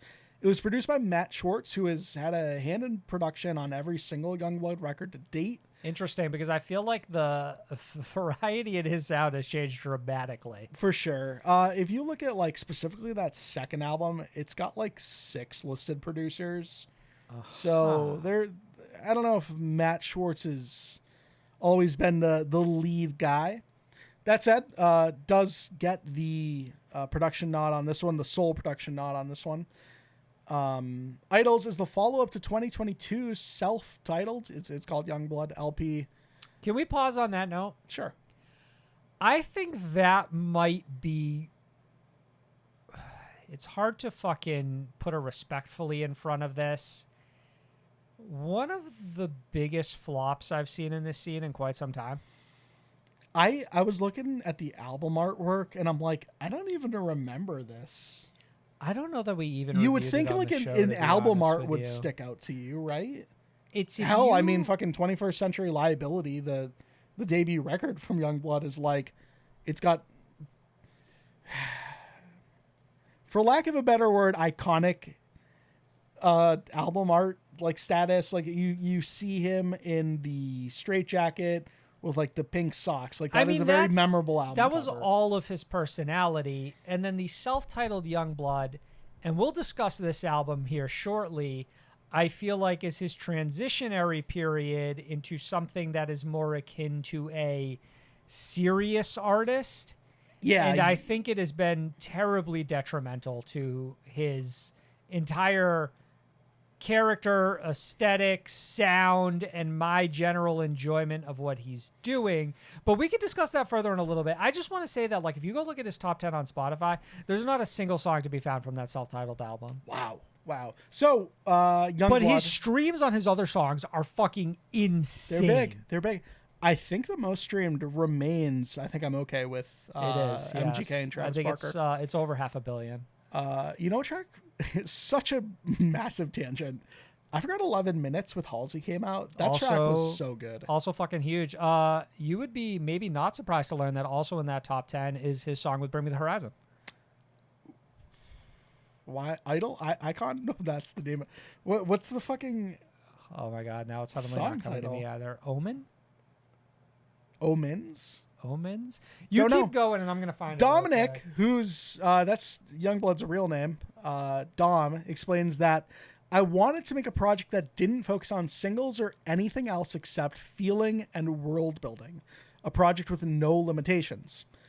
On the title, Yungblud had this to say, which is, we turn to others for an identity before turning to ourselves. Self-belief, self-reclamation, self-evolution, and change. As we grow up, we lose our belief in magic and mystery. We begin to rationalize everything. Our cage walls build up. We compare ourselves to 15 different people before we even have had our breakfast. Which kind of seems like disconnected from everything else he's really had to say in that, like, build up to that. I mean, We lose our belief in magic and mystery is such a funny line when talking about this album because it's so devoid of both of those things. I'm trying to like parse what he's saying here and understand what this record was sort of meant to communicate overall. By the way, the song was called Obey. We turn to others for an identity before turning to ourselves. self-belief, so okay, so this is meant to be like an introspective record. It's meant to close ourselves out to any of the noise and just do something that's like directly from the soul. And I think you can gather as much from visually, like the album artwork. What we are trying to put out into the world with this album artwork, to me, screams raw, stripped back, and vulnerable. It's Yungblud, like shirtless, kind of like holding themselves. So this record is like, to me, it feels like a rebirth is what it's intended as. Yeah, which, you know, I think the irony is that's what a self-titled album is generally intended to be as well. So it's almost like we're sort of like doubling back and like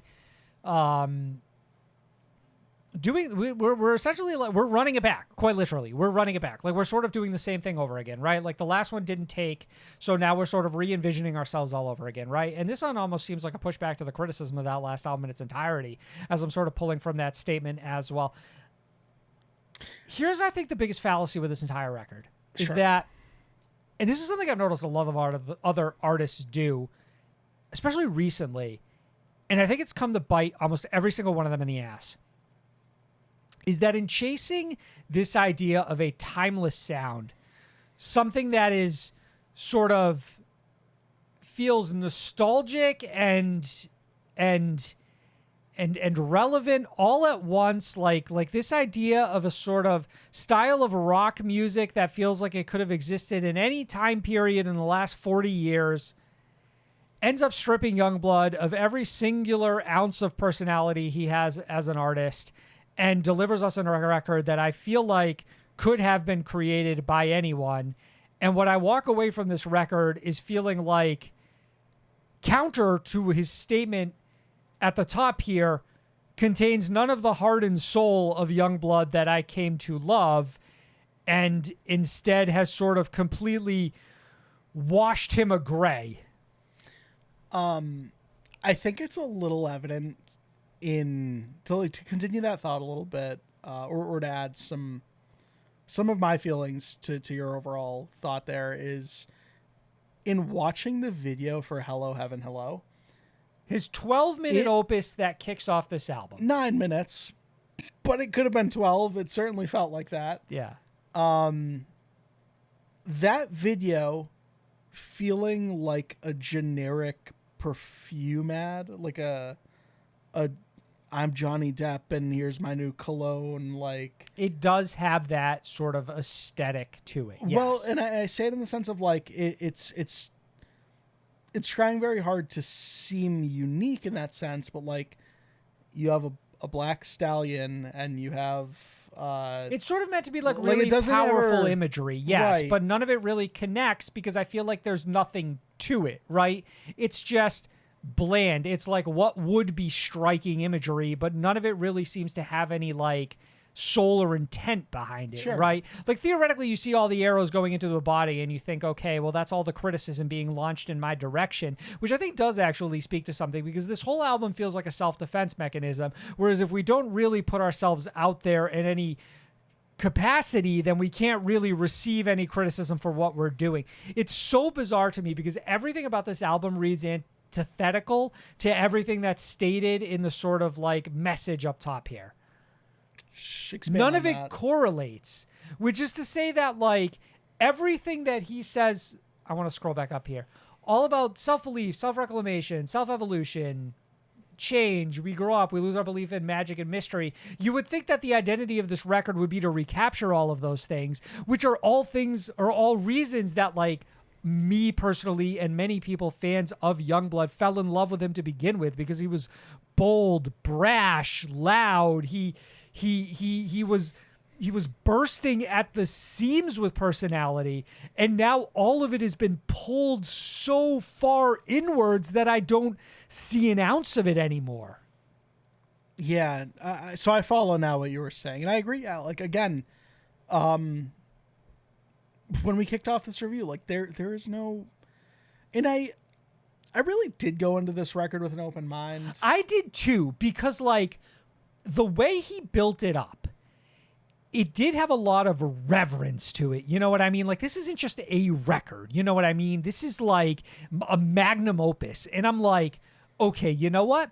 Maybe as a single, those didn't quite stick for me, but in the context of the record, it might tell a completely different story, right? Like the listening experience is odd, right? Like, immediately at the top, you're asked to listen to a 9-minute song you've already heard before. So it's like the entire time you feel I feel the clock ticking. I'm like, okay, I can't wait until this song is over. Not that it's the absolute worst thing in the world. You know what threw me immediately? It's, to finish my thought, it sort of is, but like, what I will say about that track is it's got a fairly listenable, redeeming final 2 minutes where, like, there's this cool sonic moment where everything is very clearly running in reverse, and then Yungblud does seem very, like, earnest and talking about how, like, there's more context for the whole hello heaven hello thing where it's like, I'm gonna say hello because I don't feel like I'll be here tomorrow, and like there's something there that's like, oh, are we starting to cook? Like, is there potentially Well, here's the something thing. here? I think that you say all of this with like 2020 hindsight in a sense that like what ends up being so magnificent about this song is how unmemorable every song that we proceed to like listen to thereafter. Yeah. Right. So it's like by point of comparison, Hello Heaven Hello ends up being boasted by the fact that like all of these other songs end up being completely forgettable. You know what really threw me right at the top here is that opening with Hello Heaven Hello, a song that I knew was like explicitly, you know, long. And then seeing that we had 12 tracks and like a runtime of 45 minutes, I immediately thought to myself, well, this is bizarre because now it makes me think, and I end up being right, that this is the only song that really took that swing. It did bother me in that sense too, because as much as I ultimately don't really fuck with that song, I do like the boldness of being like, 9-minute track to start off the album. I'm going to challenge you immediately. It's novel. I wish it was a better challenge, but like the idea that it's not an 8-track record and every song is like 6 to 7 minutes is ultimately super bothering, because you're right. Like, it does feel like it almost feels like he gave up on his own idea immediately. It does feel a little bit that way. Yeah, exactly. It's like, why do something this sort of like, you know, even if we don't enjoy the song, putting out like a 9-minute track as like we'll say like a relatively popular, like mainstream artist, like it is challenging your listener. So then to follow it up with everything that like sort of scales back immediately is a really strange choice. I want to pivot a little bit in this review, Sam. What are some of the good things about this record? The honest truth is that I don't really have many. I think Zombie is probably for me the strongest track on this album. I'll give you that. Yeah. I'll give you that. I like some of what we're doing in the verses of Lovesick Lullaby. He kind of, it's almost like like an internal battle between it's like the Hulk kind of breaking the out of Yungblud Bruce that Banner. I loved, trying to like come back to like the surface before being like squashed back down. Yeah. But it's like on paper, I don't hate what Yungblud is trying to do. Like, I understand that you want to mature as an artist. I understand that you want to be viewed differently. And that you go at it with like such high aspirations is like commendable. I just think like when everything is said and done, a song like War lands completely flat. I liked War a little bit. What I was gonna say is, I guess we're done with all the positives at this point. I don't Um, have them. I did not have an enjoyable experience listening to this record. And like you talked about your experience with Malevolence and how the middle of that album hits and you immediately kind of feel lost and you're disconnected. The middle of this album hits, Sam, and I'm talking Change, Monday Murder, Ghosts, Fire. So tracks like 6 through 9. And it feels like I've been blindfolded, airdropped into the middle of a maze, and then like a bomb dropped on that maze is how lost I am. Okay. I thought you were going to say what the truth of the matter is, which is that like at some point this just sort of, because of the stylistic choice we made, turns into something akin to like elevator music, where it's like it's there, it's happening, but I'm not invested in any capacity. it miraculously becomes background noise in like not as quickly as you think because of how long Hello Heaven Hello is, but still relatively fast. So many of these songs are so unremarkable that calling this like Urban Outfitters radio, like songs that you would expect to hear in like retail stores is a notch above where ultimately these songs actually land. You're right. Like it doesn't settle for like any easy wins, right? It doesn't say like, oh, you know what? Here's a strong hook to really pull you in. I think that where this album really could have found itself is probably in its lyrical content, but it doesn't really seem to have any strong, passionate ideas to share. Idols, the fucking title tracks, there's a part 1 and a part 2 that are separated by like 9 tracks. They bounce off of me immediately the moment that I hear them. This is I don't even, there were no expectations heading into this one. No, there were, because we talked about it early on. Like we built this up to be a larger than life release, right? So even if going into it, we felt that like the singles were a little soft, we still like, there is some level of like for what it's worth, you know, we look at the releases this week and we say, you know what? Hey, we're a big Jamie's Elsewhere fan, but it's getting cut. We got to talk about this Yungblud record, right? Sure. Like it's been built up to be something special, and I think that's why ultimately it ends up being so deeply disappointing, because like I finished this record and I'm just deeply underwhelmed by the entirety of it. And then the idea that we're following it up with a sequel is like baffling to me. Well, and that Idols Part 2 is on another album that's also maybe called Idols. It's very confusing. I don't know. Ultimately, this record, everything about this record feels and sounds like to me that one day Yungblud caught like a Great Unknown or whatever the fuck that biopic was. Like on the plane, is that like the he Bob caught that Dylan movie, one with, yeah, like, Chalamet, yeah, and like something awakened in Yungblud, and he was like, "I want a biopic made about me one day." But there's a lot of fucking artists. Oh, okay. And I so, thought like, you were you saying like a pivoted? stylistic choice, because I feel like this is exactly that. It's like Sure. trying to be the Beatles It's or the Bruce whole Springsteen package. or fucking Bob Dylan. Yeah, but like this music just isn't that fucking entertaining in 2025. But that's what I mean. That's the whole package of like, you look at that album artwork and it's very clearly, it feels like it's very clearly supposed to be like Bruce Springsteen-y and like instantly iconic is how it's trying to be sold to you as. Same with like the imagery in the music videos and the songs ultimately and sonically what they sound like. But ultimately there is no, I don't know, there's nothing. There's no character. There is no mystery. There's no magic. Right. It's like everything about the individual that I fell in love with is completely like missing from what is here. And what it's been replaced with, I don't think is compelling. So it's like, I'm not against an artist wanting to change. I encourage it, right? Do something different. Do something interesting. Again, on paper, a fascinating approach. I just think like the ultimate output doesn't end up being anything deeply interesting, which I think is frustrating as a listener. It's pretty frustrating. Because I don't think Yungblud is an individual without talent. I would say he's a deeply talented individual. So it's a shame that like ultimately, and now we're talking about back-to-back records where I'm just sort of left completely empty by them.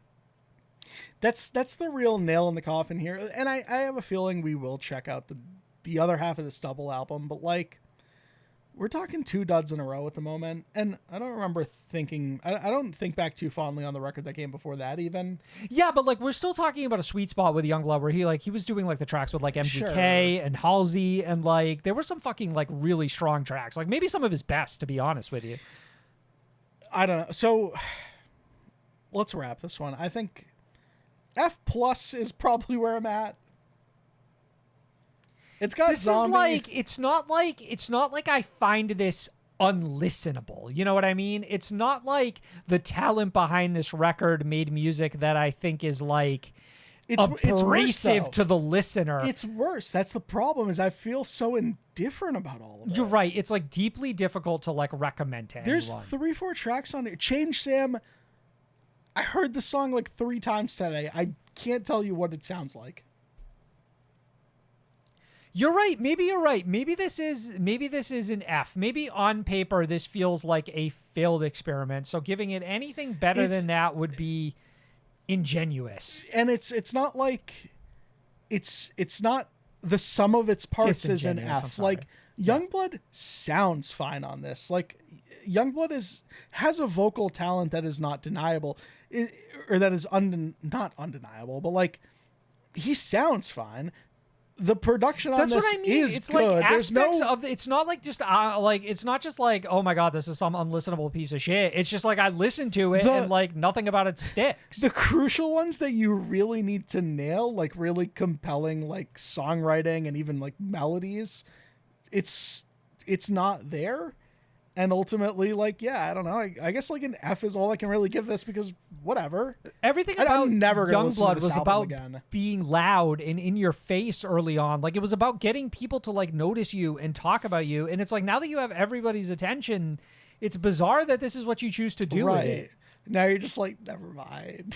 Yeah, and like part of me feels like there's some aspect of this that, like I said earlier on, feels like some sort of self-defense mechanism that like is some sort of like pushback against like ignoring any criticism whatsoever. It's just like, what's crazy is that like everything around this album is more interesting than the album itself. Like having Florence Pugh in a music video, fucking going to a bar and just serving people beer. It's like Yungblud as an individual. That happened? Yeah. And then he did it again with fucking Florence Pugh. Shut up. And like the both of them were like fucking serving drinks at a bar. Like it's like all of that aspect is fun and interesting. And then it's like the album itself just ends up being nothing. Anyways. Idols by Yungblud. Check it out. Let us know how you felt about it. Thanks for listening, everybody. If you're hearing us on Spotify or Apple, please leave 5 stars. If you're watching us on YouTube, please drop a comment and leave a thumbs up. Thanks. We love you. Bye. Good boy.